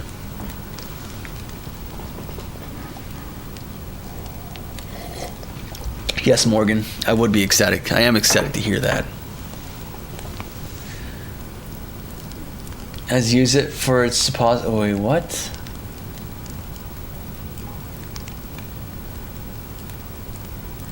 Adds in sprites. Yeah, we're gonna be doing sprites at some point. We're gonna have a pixel art stream soon. We're gonna be transitioning from less code and more art eventually.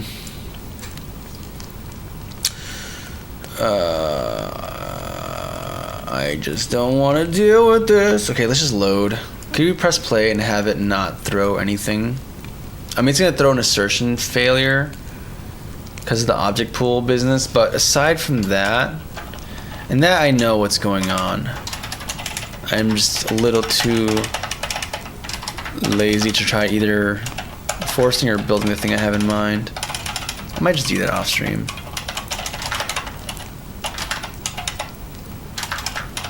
I'm glad I have the support for poolable objects though, to use a creation function instead. Okay, we're gonna just load the shop, press play and see what happens, and then hopefully the null error is gone because the registry doesn't have a null object in it anymore. And I would sure like it if this load.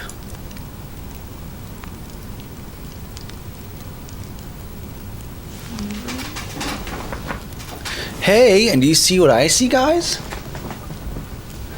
A blank log. No exceptions, no even logging. Beautiful. You never see this in real life. Empty no comments, or no logs, no warnings, no errors. Oh, that's beautiful. That's beautiful. Okay. So let's commit what we have, and then we're gonna be calling it off for the night soon. Oh yeah, we did a lot. We never finished the optimization we had in mind either. We still have to do that, but I want to finish the object pool thing now that we started it. Revise object pool structure. And integrated hull to player and more stuff because I can't remember right now. Berg and then master, because we always push to master. We don't believe in no git flow and no best practices. No siree, no siree. We just commit straight to main or master, whatever, same thing. All right, ladies and gentlemen, thank you for hanging out. I appreciate the company today on stream as we we wrestled with these weights I didn't know we had on because of having this instance of an application running in the background. That was hilarious in retrospect. That was hilarious. But hey, at least the game runs faster. We have like 200 plus FPSs, which is what I expect from this. So, yeah. I might just do the UI stuff off stream. Like, if I'm gonna be real with you guys, like, I want to stream the whole process. The UI thing is not fun to do. It's just tedious. It's monotonous. It's all lame. So I'm probably gonna, if I do something off stream, it's gonna be that probably. Either way, ladies and gentlemen, thank you for hanging out. I appreciate your company. And as always, until next time, stay cozy. Ta-ta.